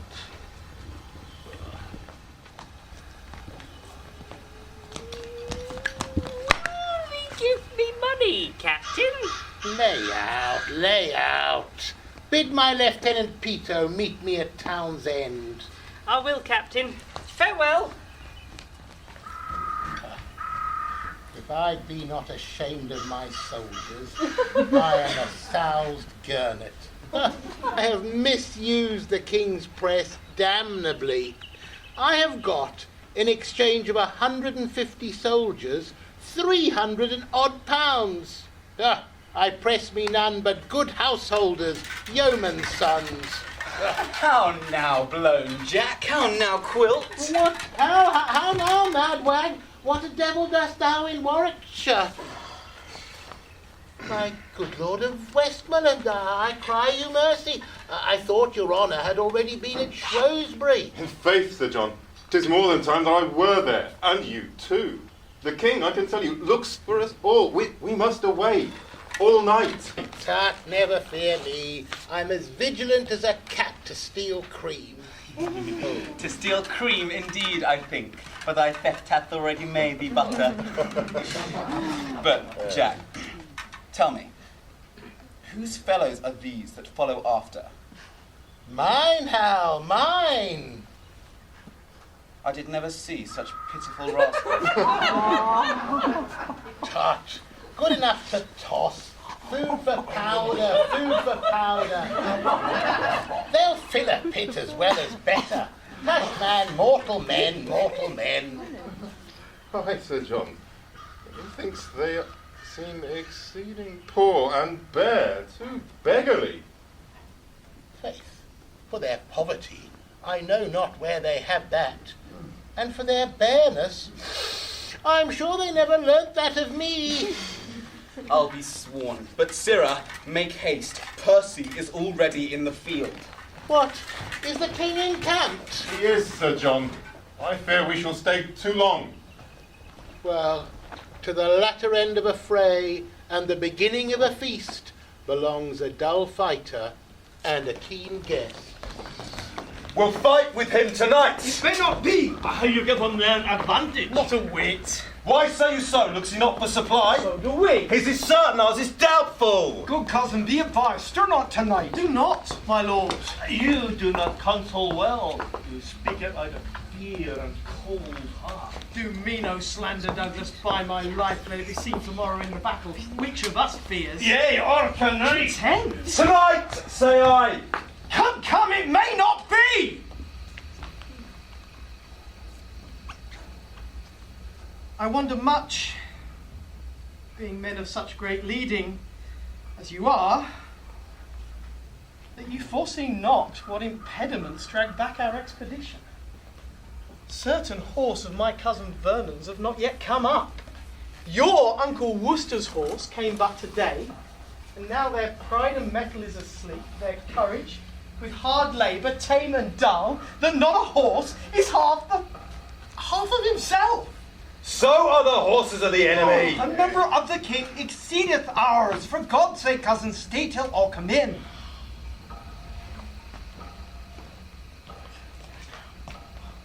I bring you gracious offers from the king, if you vouchsafe me hearing and respect. Welcome, Sir Walter Blunt, and would to God you were of our determination, because you're not of our quality, but stand against us like an enemy. So long as out of limit and true rule you stand against anointed majesty. But to my charge, the king has sent to know the nature of your griefs, and whereupon you conjure from the breast of civil peace such bold hostility, teaching his duteous land audacious cruelty. If that the king have any way your good deserts forgot, which he confesses to be manifold, he bids you name your griefs, and with all speed you shall have your desires with interest, and pardon absolute for yourself, and these herein misled by your suggestion. Oh, the king is kind. And well we know the king knows at what time to promise and when to pay. My father and my uncle and myself did give him that same royalty he wears. And when he was not 26 strong, sick in the world's regard, a poor unminded outlaw sneaking home, my father gave him welcome to the shore, and when he heard him swear and vow to God, he came but to be Duke of Lancaster, to sue his livery and beg his peace. Now, when the lords and barons of the realm perceived Northumberland did lean to him, the more and less came in with cap and knee. Tut, I came not to hear this. That is to the point! In short time after, he deposed the king. Soon after that, deprived him of his life, and in the neck of that, tossed the whole state. To make that worse, suffered Mortimer, who is indeed, if every owner were well placed, indeed his king, to be engaged in Wales, there, without ransom, to lie forfeited. Disgraced me in my happy victories, in rage dismissed my father from the court, broke oath on oath, committed wrong on wrong, and in conclusion drove us to seek out this head of safety, and withal to pry into his title, the which we find too indirect for long continuance. Shall I take this answer to the king? Not so, Sir Walter. We'll withdraw a while, and in the morning early shall my uncle bring him our purposes, and so farewell. I would you would accept a grace and love. And maybe so we shall. Pray God you do.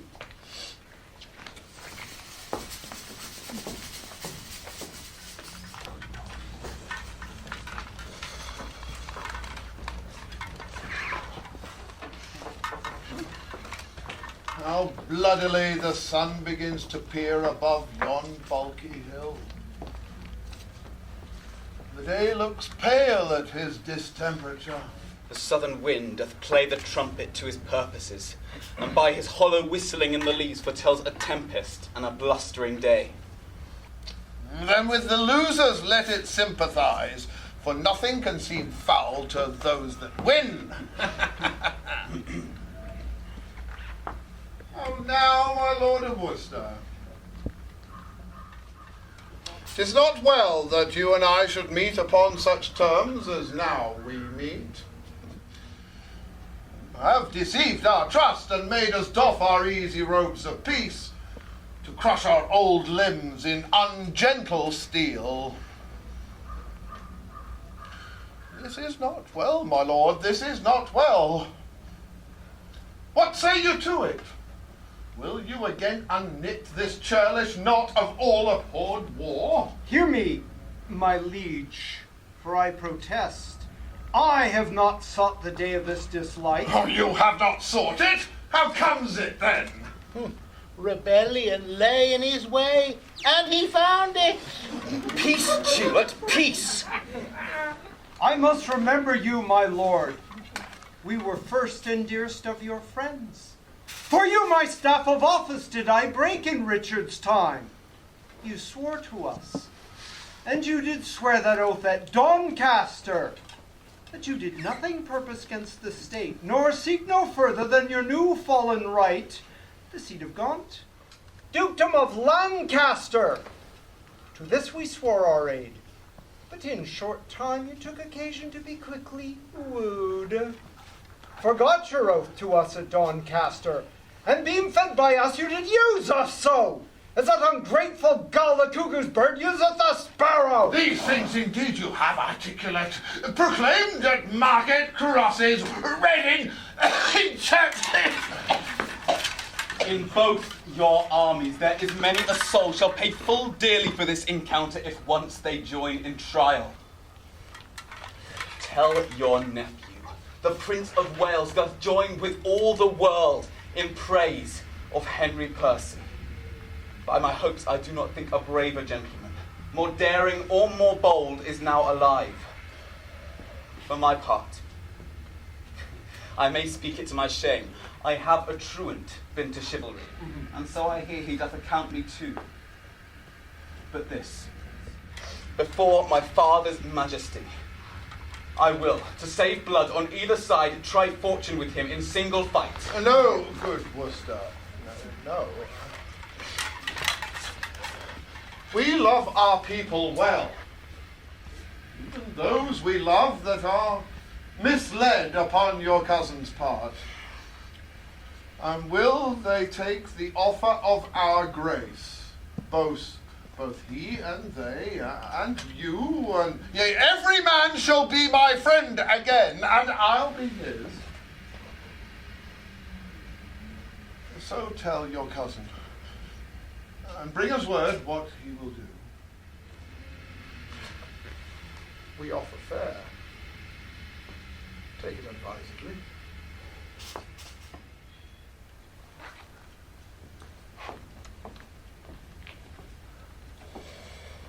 It will not be accepted on my life. The Douglas and the Hotspur both together are confident against the world in arms.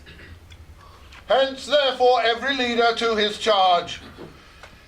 For on their answer, we will set on them.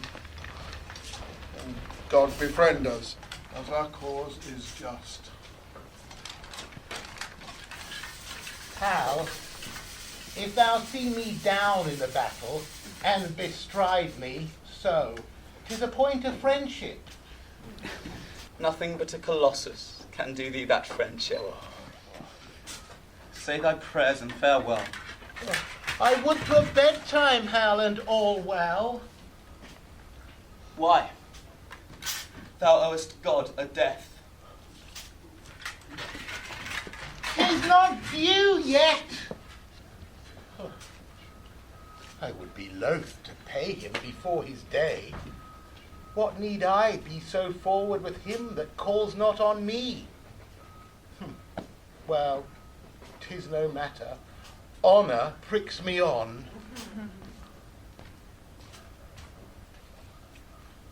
Yea, but how if it pricks me off when I come on? How then? Can honour set to a leg?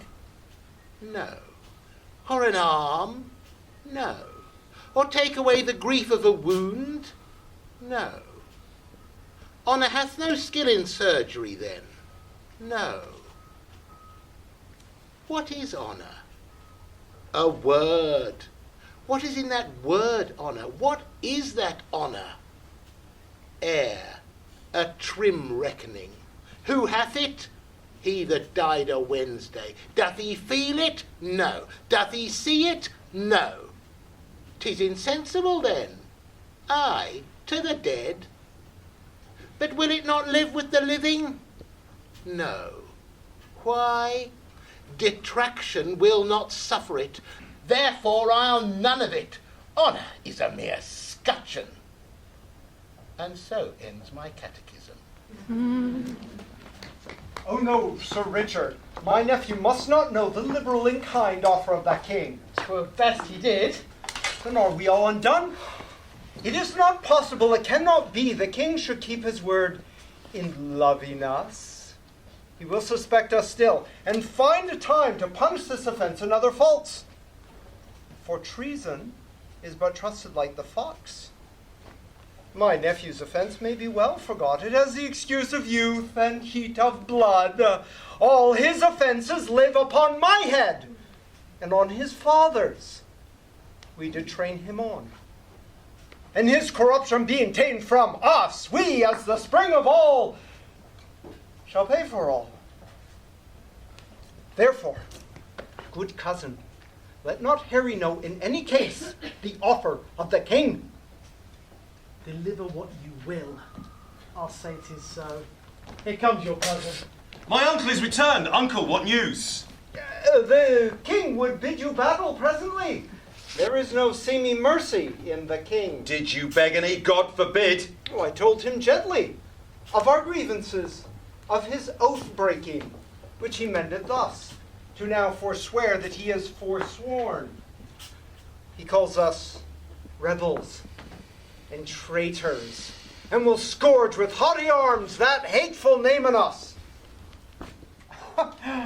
And the Prince of Wales strode before the king and nephew, challenged you to single fight.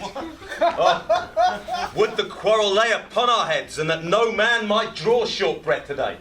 But I and Harry Monmouth. Tell me, how shall his tasking, seated in content? No! By my soul, I never in my life did hear a challenge urged more modestly. I gave you all the duties of a man, trimmed up your praises with a princely tongue. If he shall outlive the envy of this day, England did never owe so sweet a hope, so much misconstrued in his wantonness.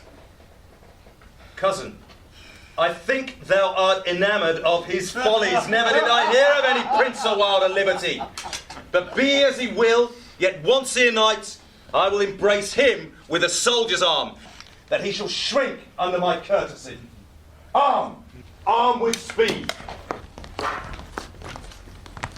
And fellows, soldiers, friends, better consider what you have to do, than I that have not well the gift of tongue can lift your blood up with persuasion. If die, brave death, when princes die with us. Now, for our consciences, the arms are fair, when the intent of bearing them is just.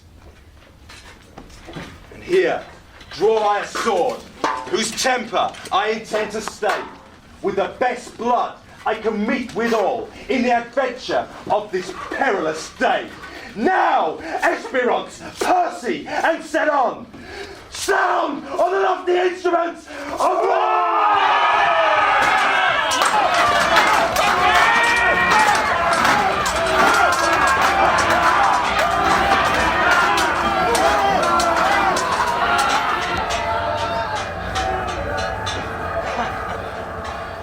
Now then, my name is Douglas, and I do halt thee in the battle. I was not born a yielder, thou proud Scot.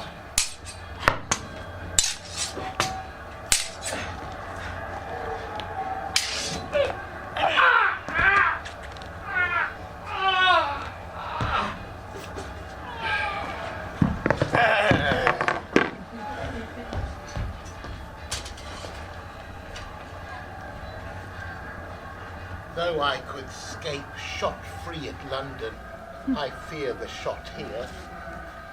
here's no scoring, but upon the pate. Huh. Soft. Who are you? Sir Walter Blunt. There's honour for you. Here's no vanity. Oh, I'm as hot as molten lead, and as heavy too. God keep lead out of me. I need no more weight than mine own bowels. Oh, who comes here? Oh. What? Stands thou idle here? I prithee, lend me thy sword. Oh, Hal, I prithee, give me leave to breathe a while. Turk Gregory never did such deeds in arms as I have done this day. I have paid Percy. I've made him sure. He is indeed and living to kill thee. I prithee, lend me thy sword. Nay, before God, Hal, if Percy be alive, thou getst not my sword, but take my pistol if thou wilt. What? Is it in the case? Aye, 'tis hot, Hal. There's that will sack a city. Is it time to jest and dally now?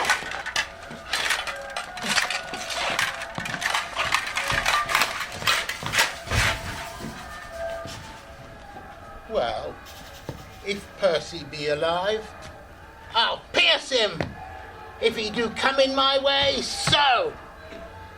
If not, if I do come in his, oh, willingly, let him make a carbonado of me. Oh. I like not such grinning honour as Sir Walter hath. Give me life, which I can save so.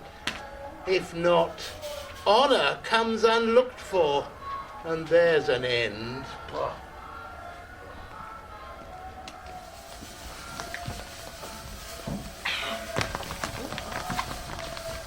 I prithee, Harry, withdraw thyself. Thou bleeds too much. God forbid a shallow scratch should drive the Prince of Wales from such a field as this, where stained nobility lie trodden on and rebels' arms triumph in massacres. We breathe too long. Come, cousin Westmoreland, our duty this way lies. For God's sake, come! Oh, this boy lends metal to us all. Stand! Know that I'm lethal to all who wear those colours. Who art thou who counterfeits the person of a king? The king himself. I have two boys seek Percy and thyself about the field. But seeing thou fall'st upon me so luckily, I will assay thee, and defend thyself.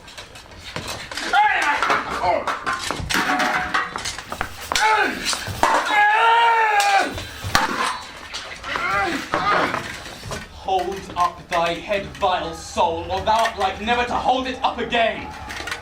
Prince of Wales that threatens thee, who never promiseth but means to pay.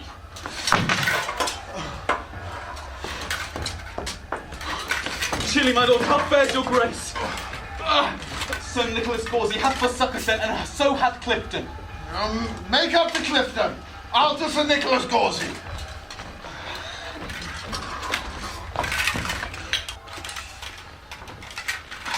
If I mistake not, thou art Harry Monmouth. Thou speakst as if I would deny my name. My name is Harry Percy. Why then, I see a very valiant rebel of the name. And think not, Percy, to share with me in glory any more. 2 stars keep not their motion in one sphere, nor can one England brook a double reign of Harry Percy and the Prince of Wales. And nor shall it, Harry. For the hour has come to end the one of us, and would to God your name in arms were now as great as mine. I'll make it greater ere I part from thee, and all the budding honours on thy crest I'll crop, and make a garland for thy head. I can no longer brook thy vanity! Well said, Hal! To it, Hal! Nay, you shall find no boys play here!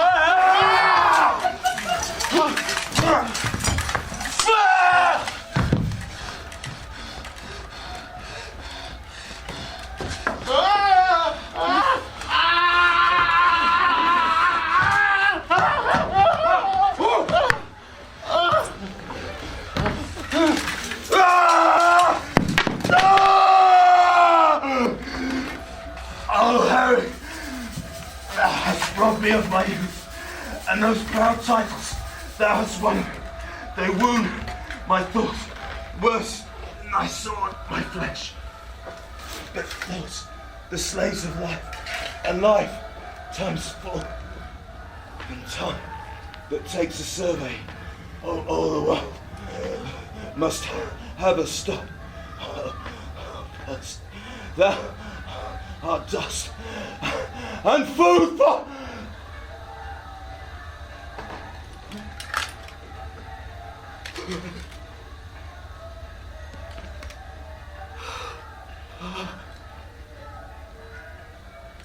for worms, brave Percy. Fare thee well, brave heart. Ill-weaved ambition, how much art thou shrunk? When that this body did contain a spirit, a kingdom was too small a bound for it. But now, 2 paces of the vilest earth is room enough.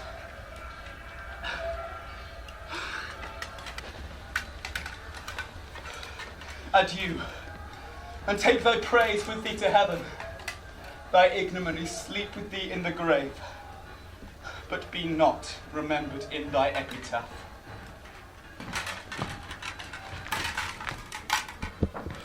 What? Old acquaintance? Could not all this flesh keep in a little life?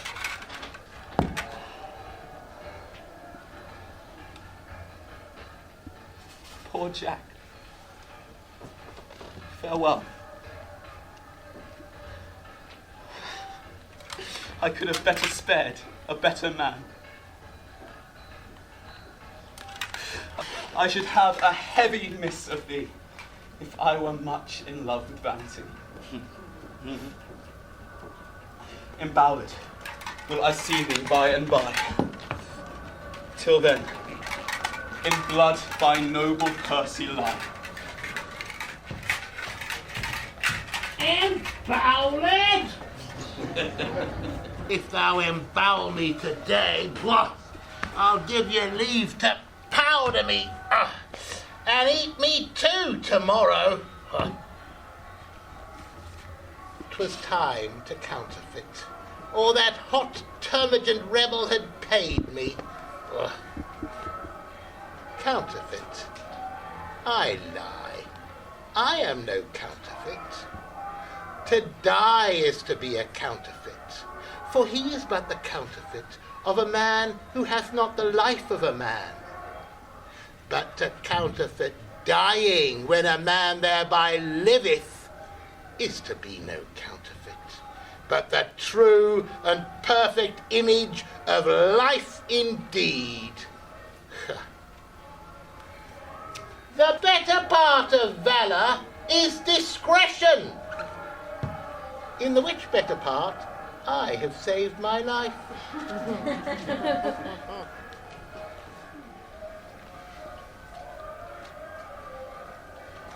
Zounds, I'm afraid of this gunpowder Percy, though he be dead. What if he should counterfeit too and rise? On my death, I'm afraid he would prove the better counterfeit. Therefore, I'll make him sure, and I'll swear I killed him. Why may not he rise as well as I? Nothing confutes me but eyes, and nobody sees me. Therefore, sirrah, with a new wound in your thigh, come you along with me. Come, brother John, full bravely hast thou fleshed thy maiden sword. But soft, whom have we here? Did you not tell me this fat man was dead? I did. I saw him breathless and bleeding on the ground. Art thou alive? Or is it fantasy that plays upon our eyesight? I prithee speak, we will not trust our eyes without our ears. Thou art not what thou seemst. No, that's for certain. I'm not a double man. Ha! But if I be not Jack Falstaff, then am I a Jack. There's Percy. If your father will do me any honour, so. If not, let him kill the next Percy himself. I look to be either Earl or Duke, I can assure you. Why, Percy, I killed myself and saw thee dead. Didst thou? Lord, how this world is given to lying. I grant you I was down and out of breath, and so was he. Oh, but we rose both at an instant and fought a long hour by Shrewsbury clock. If I may be believed, so. If not, let them that should reward valour bear the sin upon their own heads. I take upon my death. I gave him this wound in the thigh. Oh, if the man were alive and would deny it, zoons, I'd make him eat a piece of my sword. That is the strangest tale that I've heard. This is the strangest fellow, Brother John. Come, bring thy luggage nobly on your back. For my part, if a lie may do thee justice, I'll gild it with the happiest terms I have.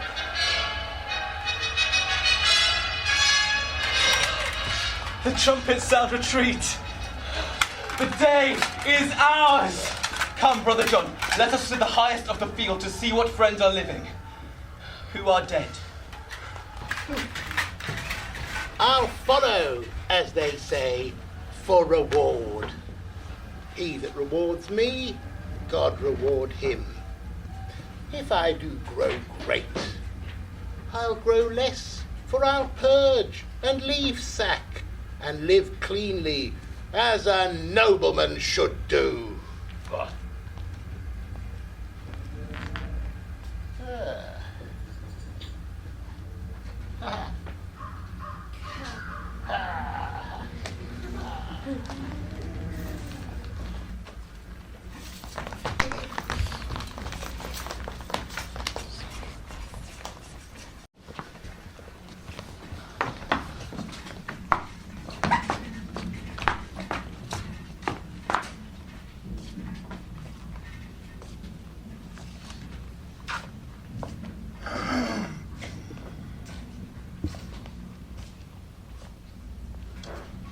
Thus ever did rebellion find rebuke.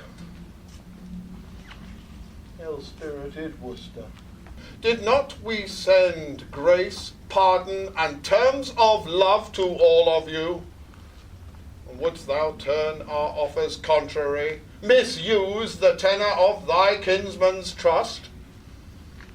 A noble earl, and many a creature else had been alive this hour, if, like a Christian, thou hadst truly borne betwixt our armies true intelligence.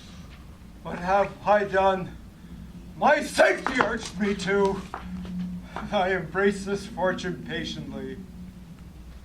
As not to be avoided, it falls on me. Bear Worcester to the death, and Vernon too. Other offenders we will pause upon. Health to my sovereign, and new happiness added to that I am to deliver. The noble Scot, Lord Douglas, when he saw the fortunes of the day quite turned from him, the noble Percy slain, and all his men upon the foot of fear, fled with the rest. There is now not a rebel's sword unsheathed, but peace puts forth her olive everywhere. The nature, the manner, how this action hath been brought, may your highness read at more leisure, with every course in his particular. Oh, Westmoreland, thou art like a summer bird which ever in the haunch of winter sings the lifting up of day. Oh, look, here's more news. From enemies, heavens keep your majesty, and when they stand against you, may they fall. Yes, those I am come to tell you of, the Earl Northumberland and Glendower, with the great power of English soldiers, are by the Sheriff of Yorkshire overthrown. The manner and true order of the fight, this packet, please it you, contains at large.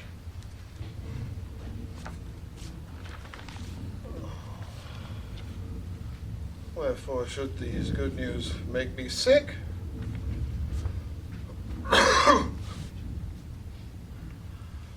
Or will fortune never come with both hands full, but wet her fair words still in foulest terms?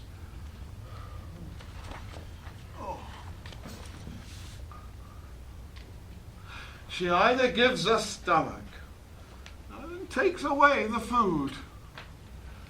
Such are the poor in hell, or else a feast, and takes away the stomach.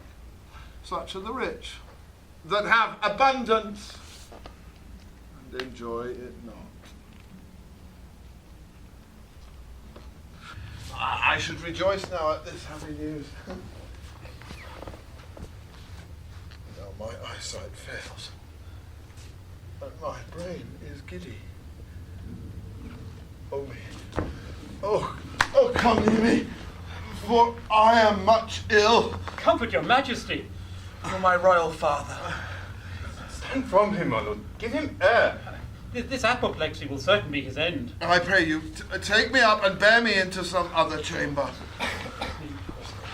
Let there be no noise made, my gentle friends, unless some dull and favourable hand will whisper music unto my weary spirit. Call for the music in the other room.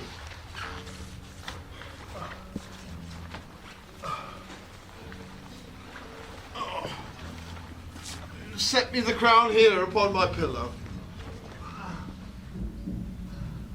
His eye is hollow, and he changes much. Less noise! Less noise! How doth the king? Exceeding ill. Heard he the good news yet? Tell it him. He altered much upon their hearing it. Well, if he be sick with joy, he'll recover without physic. Less noise, my lord. Sweet prince, sweet beloved, the king your father is disposed to sleep. Let us withdraw to the other room. Please your grace to go along with us.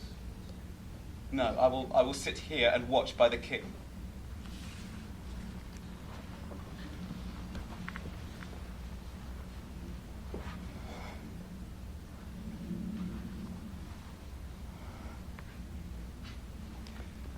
Why doth the crown lie there upon his pillow, being so troublesome a bedfellow? Oh, polished perturbation, golden care that keeps the ports of sleep open wide to many a watchful night. Sleep with it now.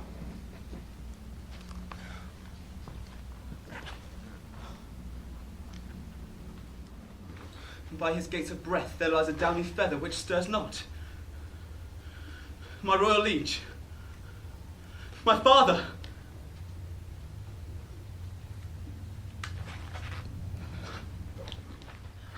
This sleep is sound indeed.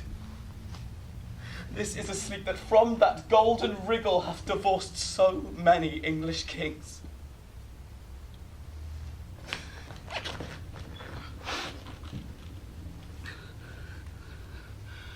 Thy due from me is tears and heavy sorrows of the blood, which nature, love, and filial tenderness, oh my dear father, shall pay thee plenteously.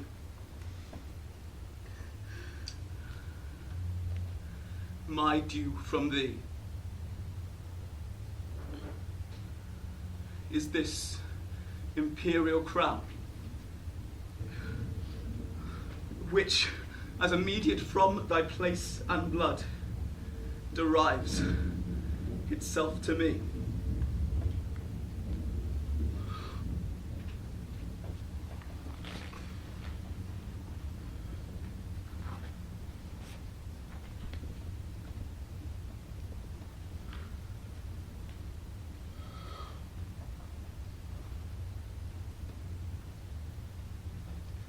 lo where it sits, which God shall guard, and put the whole world's strength into one giant arm, it shall not force this lineal honour from me. This from thee, will I to mine leave as 'tis left to me.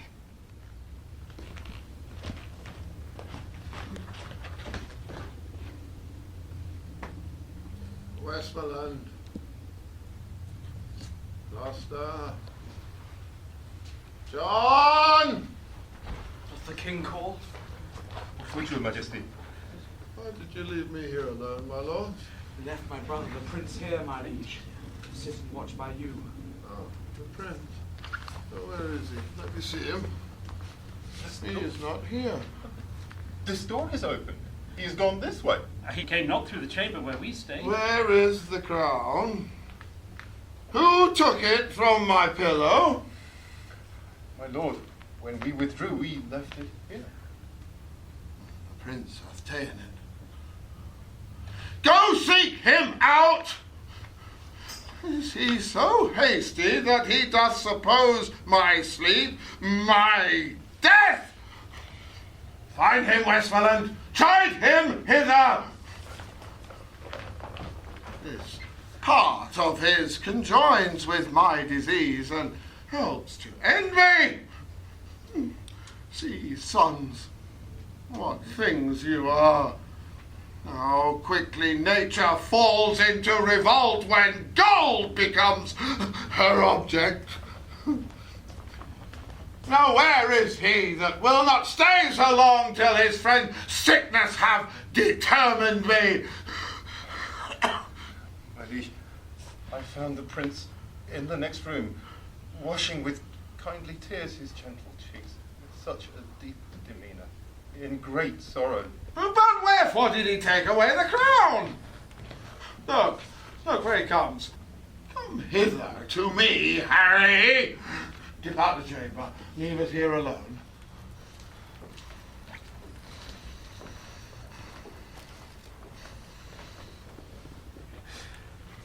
I thought to never hear thee speak again. Thy wish was father, Harry, to that thought. I stay too long by thee. I weary thee. Dost thou so hunger for my empty chair that thou wilt needs invest thyself with my honours before thy time be ripe? Foolish. Thou seekst the greatness that will overwhelm thee. Stay but a little, for my cloud of dignity is held from falling by so weak a wind that it will quickly drop.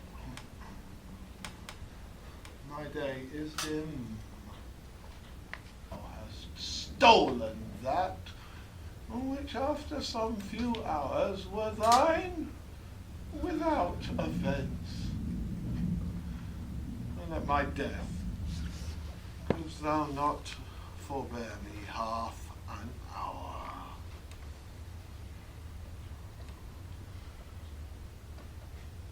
Then get thee gone, and dig my grave thyself, and bid the merry bells ring unto thine ear that thou art crowned, not that I am dead.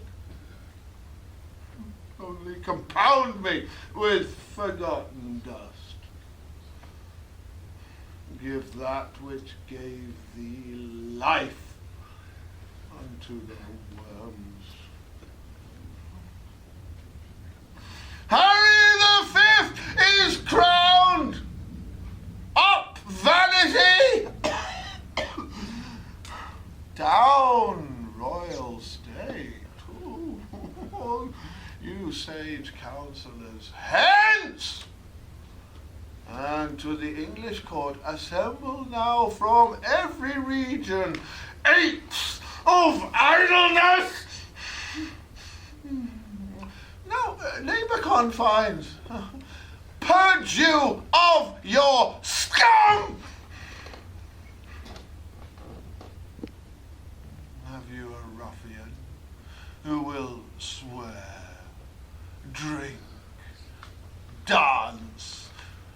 revel the night, rob, murder, and commit the oldest sins in the newest kind of ways. I'll be happy. He will trouble you no more. England will give him office, honour, might for the fifth Harry from curbed license plucks the muzzle of restraint, and the wild dog shall flesh his teeth on every innocent. Oh, my poor kingdom, sick with civil blows, when that my care would not withhold thy riots, what wilt thou do when riot is thy care? Oh, thou shalt be a wilderness again, peopled with wolves, thy old inhabitants.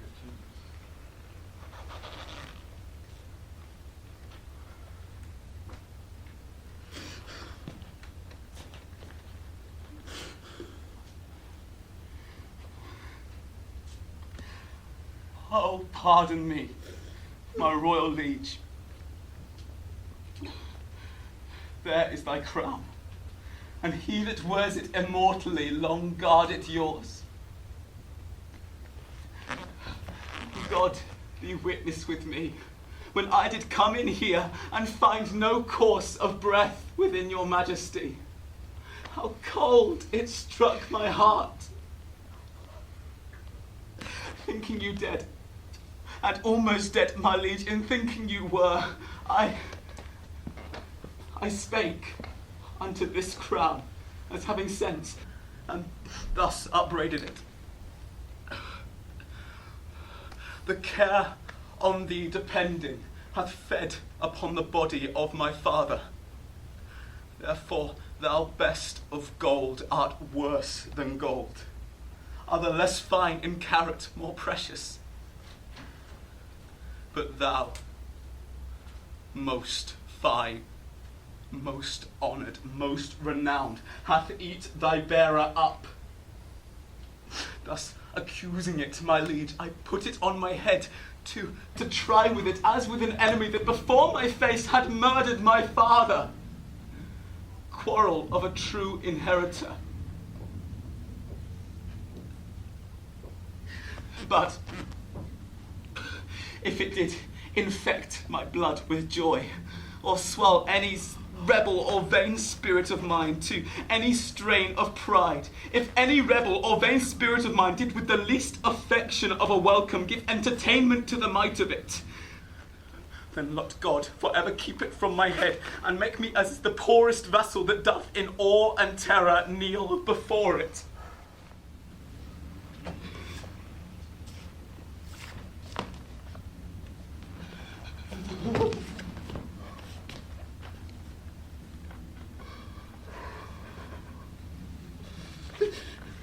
God put in thy mind to take it hence, that thou might win the more thy father's love.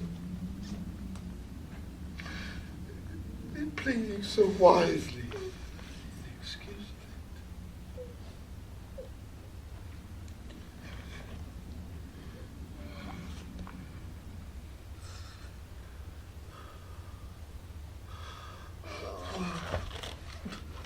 Come hither, Harry. Sit now by my bed. And here, I think, the very latest counsel I shall give. God knows, my son, by what bypaths and indirect, crooked ways I came at this crown. I myself know well how troublesome it sat upon my head.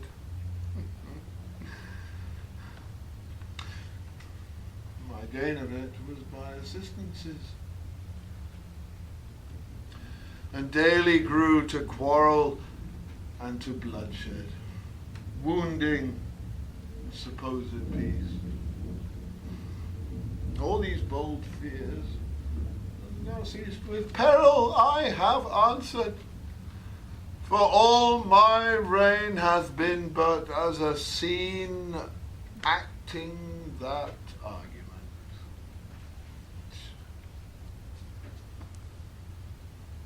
Now my death changes the mood, for what in me was purchased falls upon thee in a more fairer sort. So thou the garland wears successively, yet though thou standst more sure than I could do, thou art not yet firm enough, for griefs are green, and all my friends, which thou must make thy friends, have but their stings and teeth newly taken out. Therefore, Harry, be it thy course to busy giddy minds with foreign quarrels, that action borne out hence may waste the memory of the former days.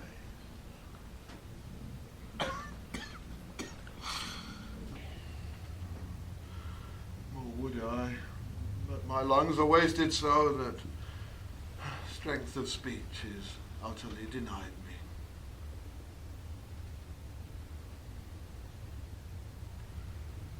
How I came by the crown, God forgive, and grant it may with thee in true peace live.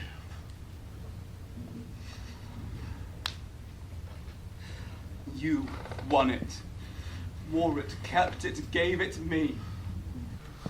And plain and right must my possession be. And I, with more than just a common pain, 'gainst all the world will rightfully maintain. Oh, look, look, my John of Lancaster. Health, peace, and happiness to my royal father. Oh, thou bringst me happiness and peace. But health alack, with youthful wing is flown from this bare withered trunk. Upon thy sight, my worldly business makes a period.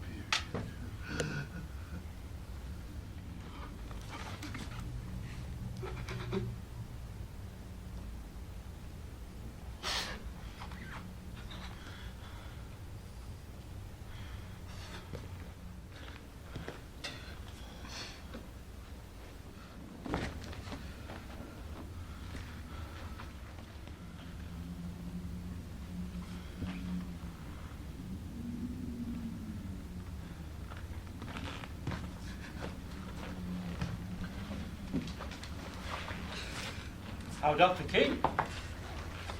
Exceeding well. His cares are now all ended. I hope not dead. He's walked the way of nature, and for our purposes he lives no more. Here comes the prince. Good morrow, and God save your majesty.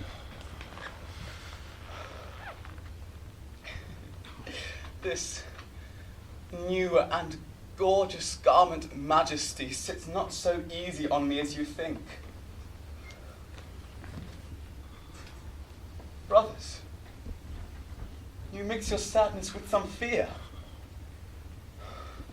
Be sad, good brothers, for by my faith it very well becomes you.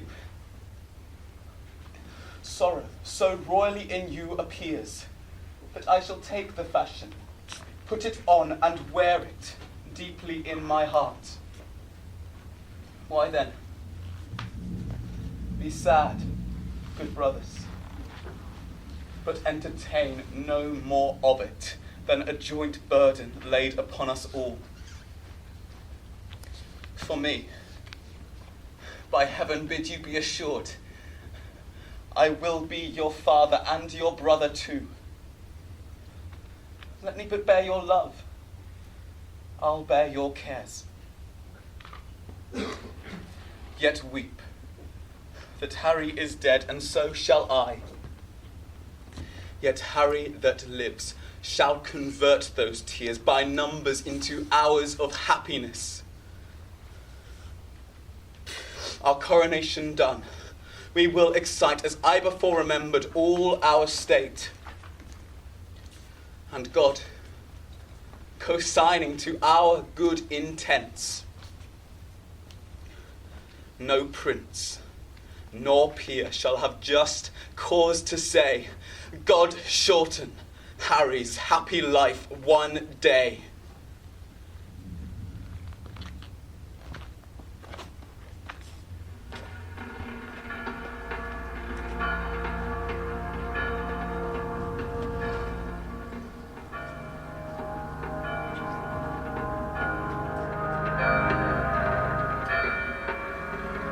God save the King! God save the King! God save the King! God save thy grace, King Hal, my royal Hal! The heavens thee guard and keep the most royal imp of fame. God save thee, my sweet boy! My Lord Chief of Justice, speak to that vain man. Have you your wits? Know you what 'tis you speak? My king, my Jove, I speak to thee, my heart.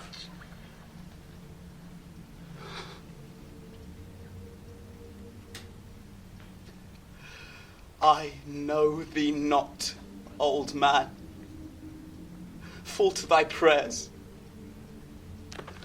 How ill white hairs become a fool and jester. I have long dreamed of such a kind of man, so surfeit swelled, so old, so profane. But being awaked, I do despise my dream. Make less thy body hence, and more thy grace. Leave gormandizing, know the grave doth gape for thee thrice wider than for other men. Reply not to me with a fool-born jest. Presume not I am the thing I was. For God doth know. So shall the world perceive that I have turned away my former self. So will I those that kept me company. When thou dost hear, I am as I have been. Approach me, and thou shalt be, as thou wast, the tutor and feeder of my riots. Till then, I banish thee on pain of death, as I have done the rest of my misleaders, not to come near our person by 10 mile. For competence of life I will allow you, that lack of means enforce you not to evils. And as we hear you do reform yourselves, we will, according to your strengths and qualities, give you advancement. Be it your charge, my Lord Chief of Justice, to see performed the tenor of my word. Set on.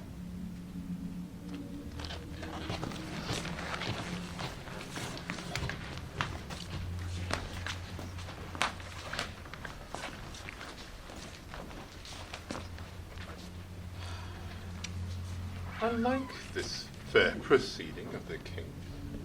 He hath intent all his wanted followers shall be very well provided for. Yet all are banished, until their conversations appear more wise and modest to the world. And so they are. I will lay odds that ere this year expire, we bear our native swords and civil fire as far as France.